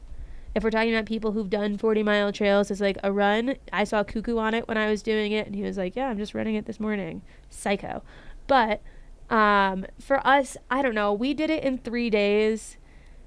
It was really nice to have that time. It's a gorgeous trail. It's super pretty. Like, it's not one that you really want to rush through unless it's a worst case scenario. And it's a little bit of an ass kicker because it's high elevation. So if you're not used to being, at 10,000 feet, that will be a little bit tougher on you. The climbs are a little harder, and you're going to want to take breaks and look at the pretty stuff. So I don't recommend that unless it's like desperation or you're super strong and 6'4" like Grizzly. I also think if you have a permit and you have a campsite that you're supposed to stay at and you veer from it to go to this one instead, it will invalidate your permit because you're not sticking to your itinerary. So do some research, but there is a way there. That being said, you do need a bear canister or a Ursac, OpSac, whatever that combo is. I only ever use a bear can.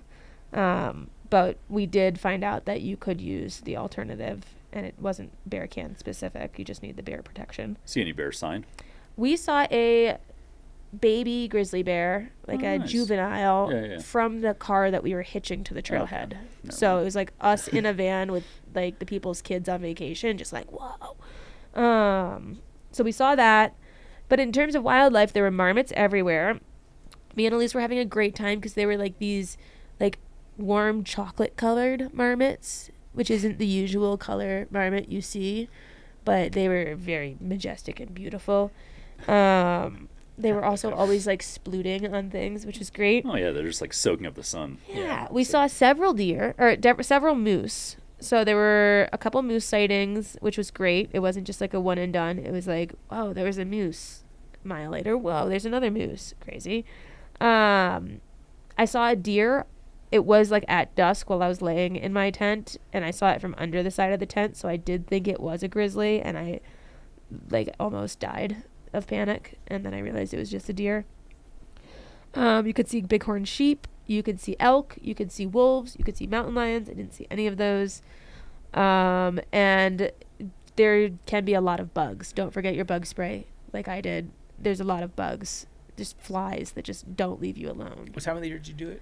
July. Okay, yeah, peak bug season. Yeah, and apparently bugs like the color yellow, so maybe plan to not wear yellow. Were you wearing yellow? Really? My pack was yellow, yes. There's a photo of like all these bugs on it, and someone commented that. Who knew?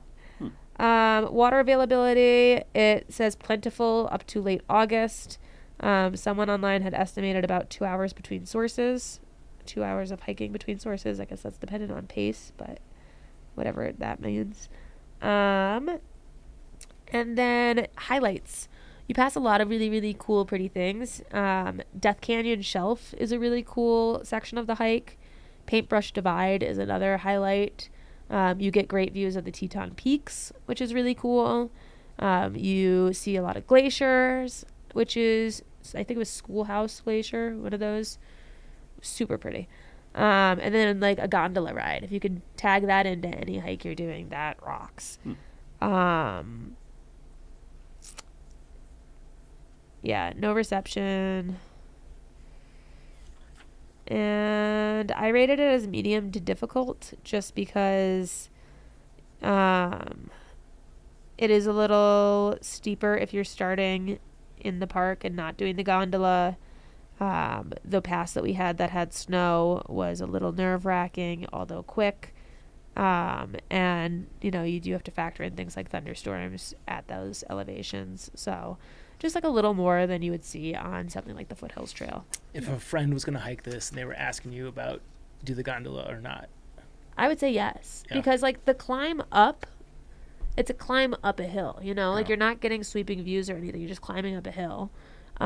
Granted, when we camped that first night, we did wake up the next morning to a moose and a baby moose walking the trail right past our campsite, which was super neat. But man, if you've never been out to Wyoming and you've never seen some of this stuff, like take the gondola. That's so sick to be able to do while you're out here and just like tack onto a hike. Yeah. I definitely would have done it if I could. People typically will plan 3 to 5 days for the hike. I think 5 days, like, you'd really, really be taking your time. But that's what it recommends is 3 to 5. I'd say stick closer to 3. If you go mid-July to early September, you're looking at temps in the 30s to 80s. And I think that's all my notes on it. 30-second elevator pitch on why this trail. Grand Teton National Park. You haven't been there, like, this is a great time to go. If you're going to drive and leave a car and shuttle back and forth, might I recommend, like, if you have a pool float or something that you want to pack for when you get to the end and you see everyone, like, paddleboarding and kayaking and Jenny Lake? It was one of the lakes. Or you could rent one, I think. Or use your thermarest. Yeah. It's just, this is when you want time to fuck around after and before. Like, go to Jackson, see the stuff if you've never been out there. Stunning vistas. For a trail of this length, you get, like, the most bang for your buck for a 40-mile hike on views. It's insane. And if you want it to be longer than 40 miles, you're in Grand Teton National Park. There's so many other trails that you could tack on to make, like, side quests and things where it's just, like, a really great starting point for a short hike that you could do more with. Yeah, nice. Yeah, this one definitely sounds like postcard hiking. This is my style. Yeah, you should do it. Yeah. You'll really like it. I was 0% sold on the Ozark Highlands Trail and 400% sold on this one. Yeah, the Ozark Highlands Trail, like, you have to have ran out of some other options. It's more of a timing hike. I mean, to do it in February, it's cold. So, like, the beautiful water that's beautiful is freezing. Yeah. And you're going through it when it's cold outside. And then you're wet and you're cold. I mean, I'd rather that than ticks. Yeah, 100%. But agreed. Yeah. It's not the same. Fuck ticks. Fuck ticks, very much. Yeah. Whatever compromise you have to make to not have ticks Yeah. is one that I will happily make. Yeah. Cool. Grizzman, take us home. What else are we doing? Do you have a third one? Did we do it? No. Oh, all right. We can wrap it there. You want me to give you another? No, I feel like time-wise, we're probably... We can all talk about the Colorado Trail real quick. I've got notes. No, time-wise, we're great. Actually, let's end with this. I forgot that we do have a title sponsor, which... Let's give an extra shout-out to Topo Athletic, because I didn't read them at the top. Yeah, I didn't see them at the top. I did think that for a second before. The problem is we're on the 2026 calendar, which hasn't been built yet, so whoever's in charge of that really fucked up. But that's me. Yeah, Topo Athletic, they're the best. I actually, as of the recording of this episode, I don't have the results of the AT Hiker survey. I'm pretty sure that they're going to have the top spot. They were the top brand last year. Still not the top model, but across their many popular models were the top overall used brand. I have a feeling they'll be both this year, but we'll see. But yeah, what is there to say? They're wide, they're comfortable, the tread is very grippy. The durability, I think, is the biggest selling point, is these will easily last you twice as long as some of the other popular trail runners out there. Yeah, I think for me it's the no news is good news approach, where it's like, if I have nothing to report, there's nothing wrong. I'm still on the same pair that they sent us when they started sponsoring us back whenever that was. I have no reason to use anything different. I've worn them on several trails, did a marathon in them, do any day-to-day stuff in them as well. I haven't tried them yet. They're great. They're good stuff. They're great. It's like, the hard thing is I was just looking at, like, another pair of shoes that are pretty colors that I was like, oh, those are pretty colors. And then in the back of my mind, I'm like, I have no need for new shoes right now because my shoes are still holding up and working great. Are they as wide as... Yes. Yeah. They definitely follow the wide toe box format. So, yeah, like other popular trail runners out there, the key upgrade is, one, all of their popular trail models use the very grippy tread outsoles. And the tight weave on top means that your toes aren't busting out after like 200 or 300 miles. Yeah, so. I'm always curious, like, because I have size 14 wide feet, so like finding something that's actually comfortable. Yeah. If you've used the other popular brand, typically people ease into those very nicely. Yeah, I went from one to the other, and I noticed no difference in terms of how it felt on my foot. Yeah, my wife used to work for the other popular brand. Yeah, good. Let's do the peak performance question presented by Topo Athletic. Use code. I'm just making up what the code is, so if this code doesn't work, I'll tell them to use this, and if they don't listen to me.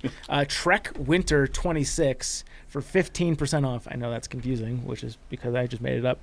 At topoathletic.com. Like I said, topos are the best. 15% off is great. Trek Winter 26. Grizzly, I want to hear what your top performance enhancing or backpacking hack is. Something that's not conventional wisdom that you utilize on trail that maybe you got from somebody else or something that you pass down to other noob hikers. Man, that's a tough one. Performance enhancing. I will step in here. This is something that I noticed a dip during shortly after the twins were born, and like in some circumstances there's really no way to avoid it, but like after a long through hike it's good to take some time off and let your body heal. Sure. However, don't just take time off for the sake of taking time off. Like if you need to get ready for the next hiking season, at least keeping some sort of baseline of fitness is going to pay huge dividends. Like the minimum effective dose to stay in somewhat proximate shape. You don't need to be going crazy with it. You don't need to be doing like 100 miles per week. Even just like strength training once or twice per week. Or even just staying, like, I'm on my feet every single day because I work in a restaurant. I'm always walking around. Like, you know, some people are, it's like, oh, I got to get my steps in for the day or whatever. And it's like, for me, that's never really an issue. Like, it can be a boring day at work and I'm still going to look at my phone and be like, oh, I did like 7 miles today just walking around.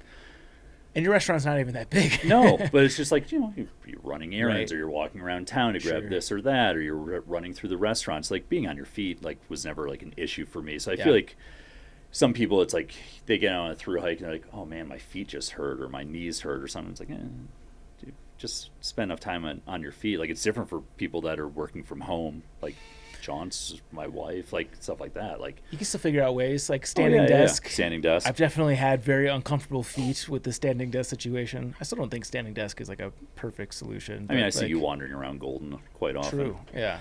I will find excuses to get out and do nothing, but yeah, that's right. The Trek headquarters is like a block away from the restaurant that you work at.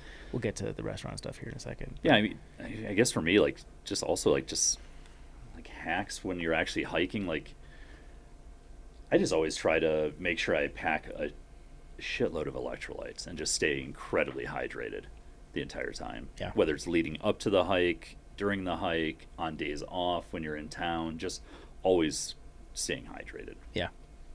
That's a great one for sure. I've been on the other side of that and that's not fun. Anything you want to say, Charles? Like nothing that's not borderline unhinged. If you're doing a long trail and you are finding that you're perpetually tired at some point and you're not on that super health kick, you know, focusing on what you're putting in you mentality that people eventually adopt, at one point or another, you're going to learn about caffeine pills. Just pack some when you start. Keep them in your pocket for a rainy day. Caffeine pills your go-to caffeine source now? No, caffeine pills are always at a low point of a long hike. I've only once taken caffeine pills on a hike. Yeah, but it's always at like a point of desperation. It's never the start of the hike. It's never the middle. It's always like 3/4 in when you're just like, fuck this shit. For me, it was I'm tired all the time. For me, it was trying to break the FKT on the Colorado Trail, and I just was drilling them. No, for me, there's always a point on a trail where someone's like, have you tried a caffeine pill? Yeah. And then you're like, what's that? You know, it's like someone offers you drugs for the first time. You're like, I'm curious, maybe. Try a caffeine pill. It's not great, but things already aren't great. Probably. So. Yeah. I mean, I would also say, like, you talked earlier about on the Ozark Highline or Ozark Trail, just like the one guy that had no headphones or anything like that, wasn't listening to anything. Man, find some good audiobooks, find some good podcasts, have some good playlists of music. Like, I get I want to be in nature and I just want to be surrounded by nature thing. It gets really fucking boring. Also, like, fuck that. You want to have a good time. Yeah. This is a short hike. You're probably on some time off. Enjoy it. Yeah. When we did the Teton Crest Trail, we were terrified about the grizzly part just because that's scary when you're not used to it. And we knew that we would have no cell reception, so we pre-downloaded like a shitty Netflix documentary to watch in our tent the first night. Oh, I did that all the time. And on it was PCT great. the last And it's time I did like, it. will people Did you give really us share shit a for tent? that? No, we just shared it for the movie, and then we went back to Yeah. our own. But like, you know, stuff like that. Or if you know you're not going to have any reception for the next stretch of a hike, download some podcasts in advance. Like, nothing's worse than waiting until you're in that stretch to be like, oh shit, it's like when you go to get on a plane and you realize you forgot to pre-download something to your iPad. Yeah. Like, that sucks. Yeah. So yeah, caffeine pills. They're not great. And they're not long term. I felt terrible on them. Yeah, they're Just not great. Terrible. But if you like need something to get you there, It'll do it. don't combine it with Red Bull. I can tell you that from experience. Yeah, that one sounds I obvious. thought I was going to have a heart attack. Yeah. It sounds obvious. Yeah. Well, it does sound obvious until you lean against your backpack in the middle of the Collegiate West and a rock punctures the Red Bull, and then your only choice is shotgun the Red Bull. And you've already taken the caffeine pill. That turns into quite the day. Yeah. Keeps you awake. Yeah. Yeah. Unbearable to be around. Yeah. That's code TrekWinter26 at TopoAthletic.com. Okay, let's do some Trek propaganda. I'll just do this one only because it is very relevant to what we did today. This is 10 short trails you can thru-hike in winter by Jordan Charbonneau. I'll highlight a few here that I'm actually not too familiar with. The Black Canyon Trail in Arizona. Huh. This one's high on my bucket list. I'm familiar, but I want to be more familiar. The Fisherman's Trail in Portugal. And let's do... I'm not doing coke, I promise. I think I have a nosebleed right now. Are you bleeding again? Apparently. It's just that time of the month for your boy. Yeah, I am. Let's check out the Ocean and Lake Hiking Trail in Florida. Good stuff. I'll save these other articles for a future one.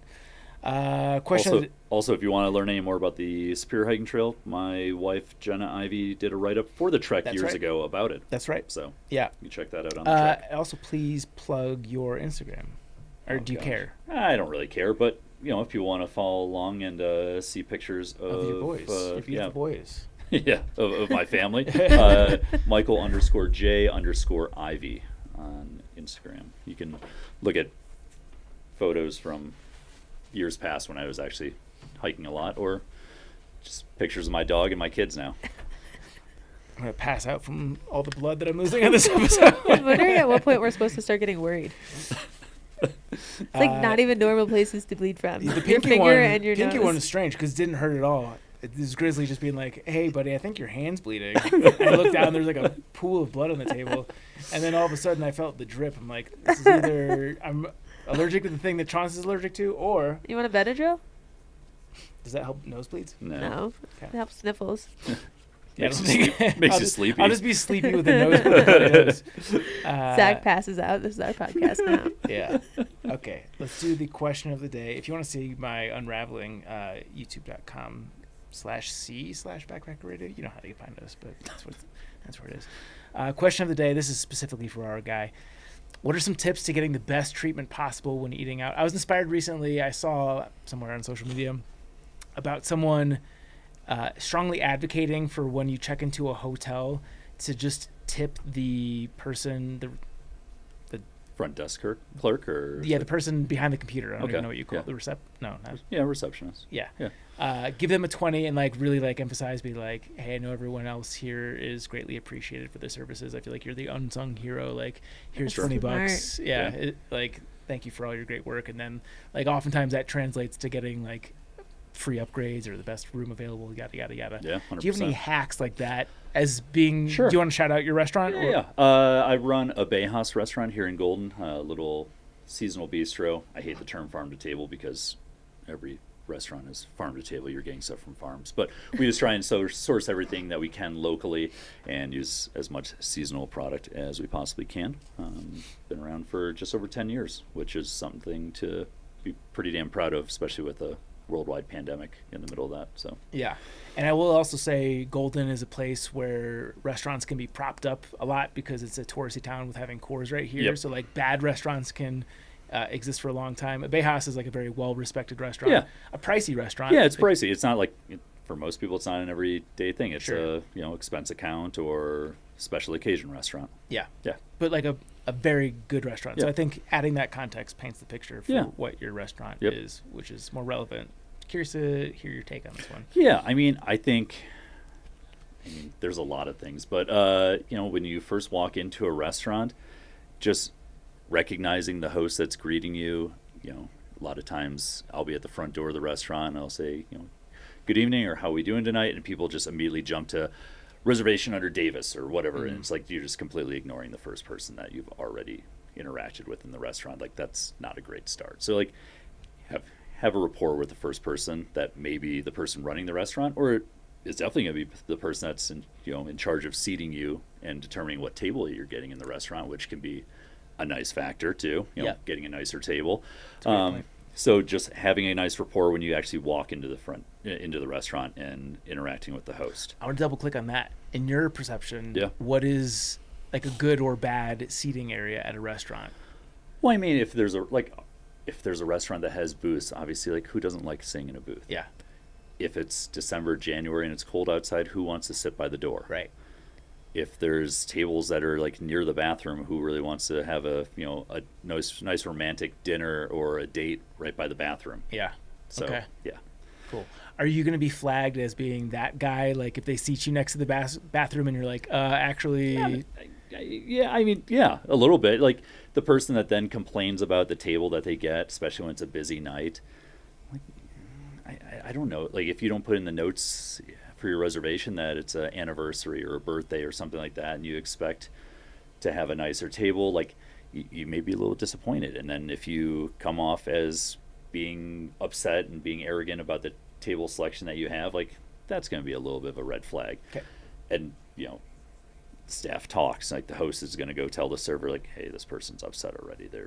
They don't like their table. Is there a terminology like we got a bona fide Karen at, like, is there like a restaurant term? No, not necessarily, but Karen will get the point across. Yeah, sure. Yeah. Trying to think other things that are just like an immediate giveaway. I don't want to pick on dietary restrictions because there are a lot of dietary restrictions, but it oftentimes seems like there's a lot of dietary restrictions that aren't necessarily relevant or are overblown at times. I get it if you're celiac. That sucks. That really does suck. Or if you say that I have an allium allergy, meaning that you're allergic to all garlic, onions, shallots, like that's really hard for a restaurant to overcome, especially if it's a nicer restaurant that's making everything from scratch, because almost everything has alliums in it. Right. But when you just say, well, I can't have red onions, and it's like, why does it make you gassy? Give you a little bit of a tummy ache? Like, let's be realistic here. Is it an allergy or is it just a preference? Oh. So stuff like that can Here's be. a follow-up question, because Sure. I sometimes do this in terms of sesame seeds. Okay. Are an example of something that I can't not have, Sure. but I will give you the gassy and bloated. Yeah. So typically what I'll tell them is, when they ask, I'm like, hey, like, I usually only say this if it's an Asian place, because that's usually where they use them, is like, hey, Yeah. I'm like, don't do great with sesame seeds, but it's not like an allergy. It's not Fantastic. But I don't do great with them. So if you could avoid them, great. But if not, That's great. Is that annoying? No, that's not annoying. And also, like, just taking recommendations. Like, if somebody says, okay, you have a gluten allergy, you can have everything on the menu but these 2 or 3 things. And then you're like, well, but I really wanted one of those. Like, that's not really how it works. Like, you can't you can't go into a restaurant and expect a restaurant that has a set menu to say, oh, we would love to just make you something completely off menu to accommodate whatever your needs are or whatever your wishes are. Like, just stay home. Just cook for yourself. Yeah, I feel like if it's that intense, call in advance. Yeah, and people do that, and that's great too. Like, give you a heads up. Like, some people will literally call us and be like, I have this incredible list of allergies, and it's like, all right, well, at least we can plan ahead and be like, this is what you can have, or we can prep something special for you ahead of time. But just like coming into a restaurant, just sitting down and saying, I want this and I've got all these allergies, it's like, that's not realistic. Yeah. It makes sense. Yeah. Anything else? I mean, just being engaging with your actual server or bartender. I mean, I guess it always depends on what the occasion is. Like, oftentimes, for me and my wife, we don't get out that often. We've got a 3.5-year-old at home and another one on the way. So like date nights are kind of infrequent. But, if you're going out a lot of times you might have a little bit more rapport and a little bit more banter with the servers or the staff itself. And just coming off as being engaging and not being high maintenance, restaurants will put notes into their computer system of like, hey, this person really loves red wine. They love this dish. They love that. Obviously, we're going to put in there like, hey, they're really good tippers or whatever, stuff like that as well. Like repeat guests will almost always have some sort of notes in the computer. Yeah. Just for us to know. This we should do a Triple Crown at some point of just ways to suck at a restaurant. Yeah. Because I was a server / bartender for 10 years, and man, I could rattle off ways to suck. Yeah. Oh, there's a lot. Oh yeah, that'd be a great Triple Crown feature. Yeah. I worked at a restaurant, but I never even made it up to that point. I was a busboy. I've done that. Yeah. I've bussed, I've hosted, I've bartended, I've served, I've delivery drove. Little door dashing. No, this is prior to DoorDash. I was a delivery driver for a calzone place from 10 p.m. to 4 a.m. during college. Whoa. Yeah. Damn. At 3 a.m. calzone delivery is... Especially fun when they give you a Chuck E. Cheese coin as a tip. Oh my God. Yeah. People that complain about like the ambiance or something like that, like, can you turn the music down? We're trying to have conversations, or it's too loud in the restaurant. It's like, I hope it is loud in the restaurant. That means the restaurant's full and it's busy and it's a great lively atmosphere. Like, I don't want the restaurant to feel like a morgue and be silent in there just so that you can whisper to grandma. Yeah. Or you've got like nice music going and they want you to turn on the audio for TV 12. Thankfully we don't have any TVs, but yeah, that would also, yeah. Good. People that show up with more people in the reservation than what they quoted. When they push together the tables on their own. Well, like, I mean, we're a really, really small restaurant. Like, people will sometimes just be like, oh, yeah, we're going to be 7 instead of 6. Is that a problem? It's like, well, yeah, absolutely, it's a problem. Like, I might not actually have room to put that person. Yeah. Like, just always give the restaurant, like, a heads up. Yeah. Yeah. I just think you got to be careful when anyone's the one making your food in a place that you're not seeing it. My day job is restaurant POS sales. So I talk to, For like, who? Toast. Oh, shit. Why? Is that who you use? Yeah. Nice. I figured you would. Yeah, if you ever need help, text me. I can go on back end. I am a wizard in the back end of Toast. Yeah, it's a great thing. But yeah, you can definitely put in notes, and I can pull up your notes by swiping your card. I can pull up your notes by typing in your name. I can pull up your notes by searching your phone number, and I can put whatever I want in those notes. I also just want to flag for Polly Grizzly saying he's a wizard in the back end. Clip that. Good. Yeah. Okay. My last question here is: in recent memory, what has been the most annoying customer? Like, what did they do to get a bad rap? Man, I feel like we don't deal with a lot of like just really, really off the wall ones. Most of them for us are just people, especially at brunch. I think it's like kind of unanimous almost across like the restaurant industry. Like, people that work in restaurants fucking hate brunch. We hate serving brunch. A lot of us hate going to brunch. We hate the people that come in for brunch. Bottomless brunchers that never leave and your table doesn't turn over and you've only got like 5 tables to start. Yeah. Or people will come into our restaurants like, all right, here's the menu. And they're like, great, I just want a side of potatoes. I want a side of bacon. I want a side of scrambled eggs. And it's like, this isn't Denny's. You don't get to build your own fucking breakfast. Like, order what's on the menu. Yeah. Yep. Good. All right, that was fun. I hope there's some takeaway tips for people listening to this. Here's a very off-topic one. Is this mine or yours? I don't know. I love it either way. This is the Triple Crown of birds.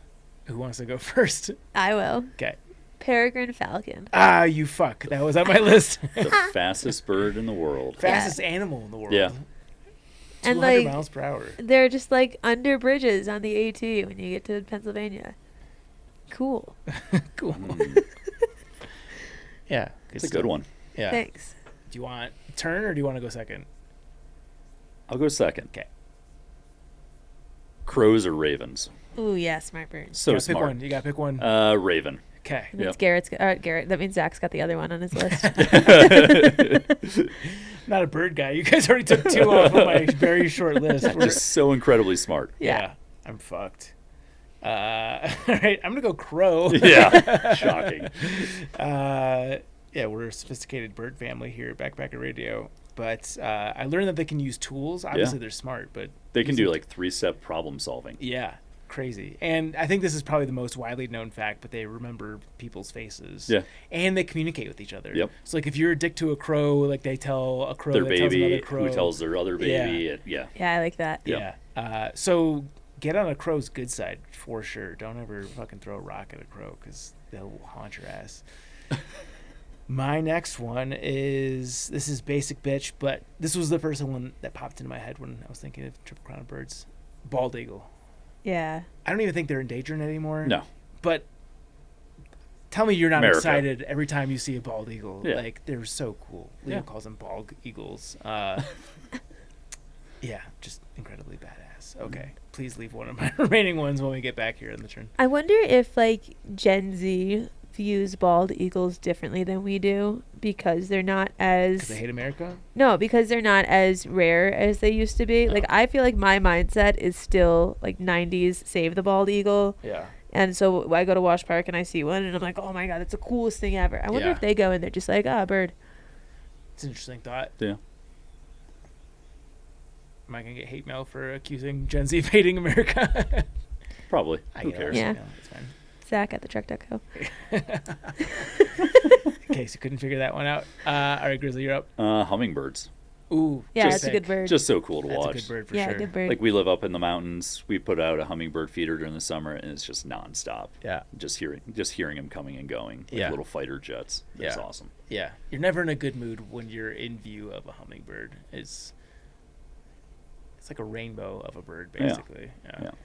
I wish I could find Did I say this. good mood? I meant bad mood. Yeah. You're never in a Yeah, bad you mood know around what a you meant. hummingbird. Yeah. Oh, this is it. Hold on, I gotta find you guys this video to go with mine. Oh, this is so funny. I don't know how I got on this algorithm. I'm so glad I did. My next one should be no surprise to anyone. Owls. Yeah. You gotta pick one. Obviously, owls. No, owls. No. Owl is a bird. An owl. An owl. There's a million different types. What, do you have of- an owl on your list I too? do, I We're not actually- I just actually gonna do both as do well. all three of us are gonna do owl. Mine's just vague. Mine's just owls in general. There's Imagine if a I took like Eagles. hawks. okay. Well, the reason I'm thinking about this one is this is the video. It's the HOA president like getting mad about people having cool white porch lights because they, I guess, make the owls fly lower. But this video is so funny. I saw it yesterday. HOA has passed a new porch light harmony rule restricting porch bulb color. Only warm white bulbs are allowed. Cool bulbs triggered owl dive patterns inconsistent with human safety. And you stand by that? If you've never been dive bombed by an owl, consider. She looks like a. She looks like an hawk. owl. She looks like one of those green beings that Mike Clellan She's talks got a about. very intense brow. And it's very serious. Warm white Yeah, so she's just like going off on Instagram about these owls. Yeah. I love it. Also, if you've not listened to any of our Mike Cleland episodes, all great owl content. Concurred. I've probably tried to convince the most friends in my circle to listen to that episode and been like, hey, like I don't try to get you guys to listen to the podcast often. Yeah. You got to listen to these episodes about the owls. Yeah. So yeah, owls. Does anyone take you up on it? I don't know if anyone's actually gone back and done it, but I've texted the link to a lot of people. Yeah. Because they've all got an owl story, and they're like, yeah, this 4-foot owl. And I'm like, stop right there. Yeah. We've got so much content on this on 2 different episodes. Yeah. So, owls. Owls. Just mysterious, fun, dangerous. I should have better prepared for this one. You guys just plowed through my list right away. Apparently, we were all.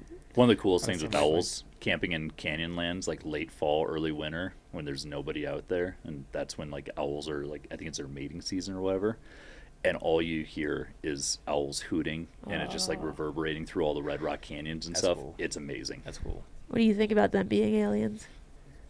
No. Okay. Yeah. No. My third one, penguins. What a cute bird. You don't even remember it's a bird a lot of the time, do you? Baby they can't fly; penguins. they just swim. Yeah. Neither can chickens, but they're not as cute or cool. A fluffy baby penguin. That's like seeing a baby otter. They're cute. I'm guessing you're aware, as a football fan, are you familiar with is it Jaden Waddle? What's his first name? Jalen Waddle. Jalen Waddle. Yeah, he's on little- one of the little Penguin Florida games. teams. Yeah, the Dolphins. Yeah, he He's a does Dolphin. that when he. Yeah. Yeah. His celebration when he Yeah. scores is fucking I hilarious. see him Yeah. do that sometimes when they play the Bills, and it makes me very angry. But Can't hate the delighted. Dolphins. Have they ever? What do you mean I can't hate the Dolphins? Of course I can hate the I Dolphins. mean, I know that you're a rival, but I'm sure you guys have dominated them over the last 4 years. Like, it's like no, we you're- had a shameful loss to them that was like disgusting to watch this year. Oh, Literally, that's like right. vomit-worthy, disgusting loss. Yeah. Ugh. Anyway, penguins are really cute. Yeah. They are really cute. Baby penguins, especially. Okay. It'd be a long shot that you take my last one here. Well, now it's like taking like a really weird one or taking something that's more obvious. Emus. Emus are fucking hilarious. Good choice. Ooh. Garrett. Why do I keep calling you Garrett? Weird. Zach hates them. Are they the one you hate? No, I have a note for worst bird is unanimous ostrich, and I like emus. I Yeah. don't know why the delineation between an ostrich, very bad, emu. They're funny. They're funny. They have character. Yeah. Ostriches are closer to dinosaurs. It's like a dinosaur, a shark, and a demon had a baby. That's what you get with an ostrich. No, emus, you like see them on farms and like they're like messing around with Yeah. people and stuff. And they're hilarious. Yeah. I think one of my favorite ever Zach moments from early on in the podcast was when he told us that he intentionally will go out of his way anytime he sees an ostrich burger on the menu just to help depopulate them. I do hate those birds. And I don't have a good explanation for why emus are okay. I think they're a little shaggier, maybe Yeah. not quite as big. Yeah. But yeah, ostriches know. can fucking get it. My last one, I am digging deep in the well here. This is 8-year-old Zach calling this shot, is the blue-footed booby, Nice.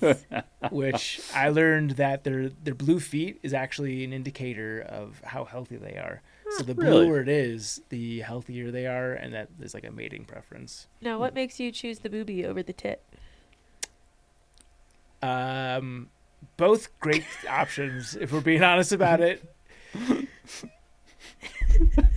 You got one in one hand and the other in the other. It's just up and down, back and forth. You can't go wrong either way. Good. Good. Any honorable mentions? Blue Jays, Cardinals. Yeah.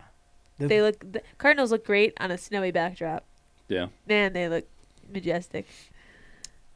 Condors, I was gonna say big wingspan. flamingo. Flamingos. Yeah, Flamingos are cool birds. flamingos are fun. Woodpeckers. They like to destroy my house. I have an Yeah. old like cedar house up there, and they just fucking hammer away Yeah. at the siding and drive my wife crazy while she's trying to work. So Yeah. Yep. fuck woodpeckers. Parrots, specifically the ones that make the news for being naughty. Like the ones that like learn how to curse and just like heckle people and have to get separated. Yeah, Those ones are great. parrots are fun. That's a good call. Good stuff. Let us jump down to mailbag. Mailbag. Hi, longtime listener. Love the pod. It was so great to hear Spencer Dunn, a fellow Canadian from Vancouver, on the show. I've hiked the West Coast Trail and am working towards completing the North Coast Trail and Nootka Trail for my triple crown of Vancouver Island long hikes. This past July, a group of us completed the Beauron Lake Canoe Circuit in Beauron Lake Provincial Park, about 9 hours northeast of Vancouver. The full circuit is 116 kilometers, connecting 12 lakes with 10 portages. Portage sections are completed using canoe carts, and sections range from 1 to 2 kilometers. It's typically a 6 to 8 day canoe trip, depending on pace and weather. We experienced all kinds of weather. At one point, we had to wait out a lightning storm for 3 hours, and we even saw a couple taking cover in a bear cache to avoid the pounding rain. Smart. On our last day, we were lucky enough to watch a mama moose and her calf cross the lake right in front of our canoes.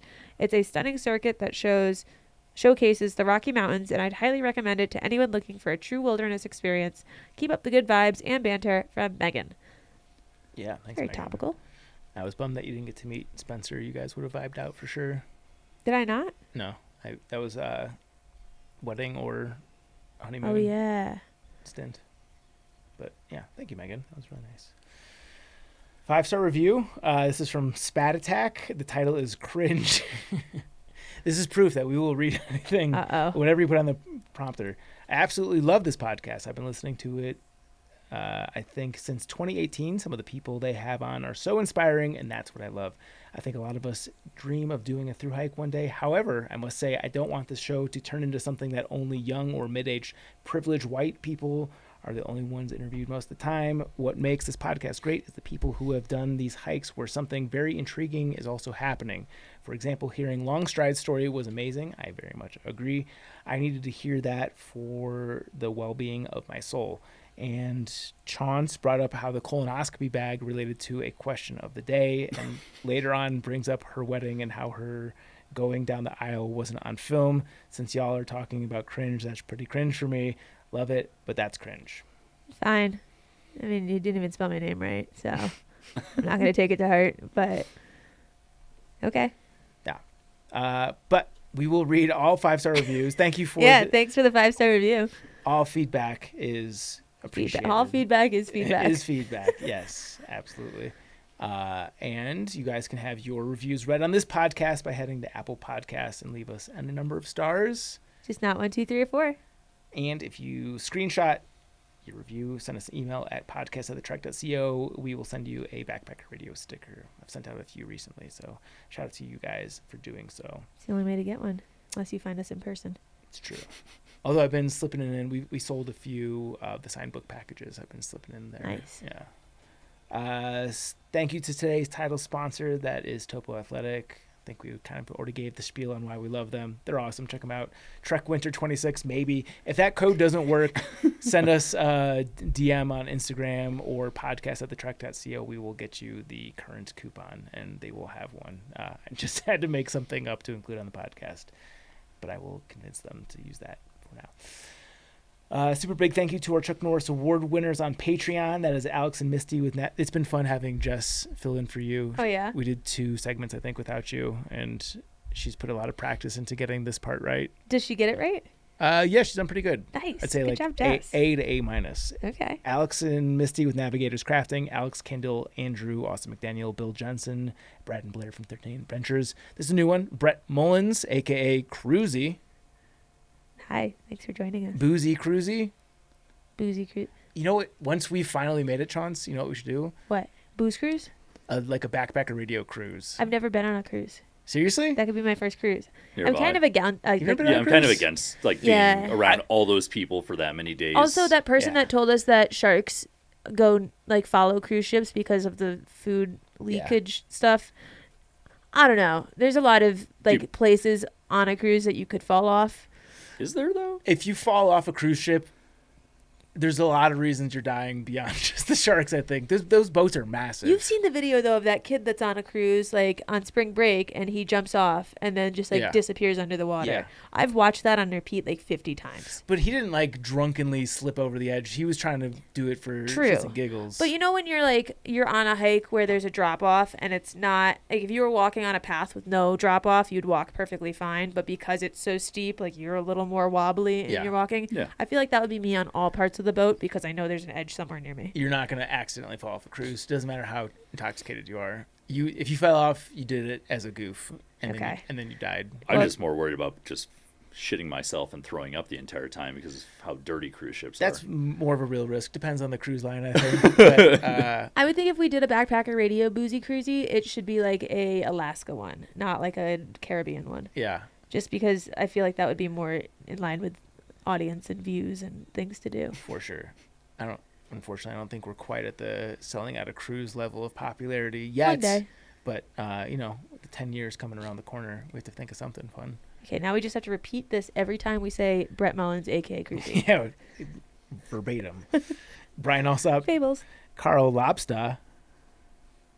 Hood. The lobster part is new. I don't know why I got so tripped up by that. Christopher Marshburn, Clint Sittler, Coach from Marine Outdoors, Eric Casper, Friendly ghost. Eric Hoffman, Ethan Harwell Dunn, Jillian Daniels, Greg Knight, Greg Martin, Griffin, Hey, would you bring me a beer? Haley Buckingham, Dallas. Jason Kaiser, Kristen Bell, the Kristen Bell, Matt from Gilbert, Arizona, Patrick C. in Cialo, Randy Sutherland, Rebecca Brave. Heart?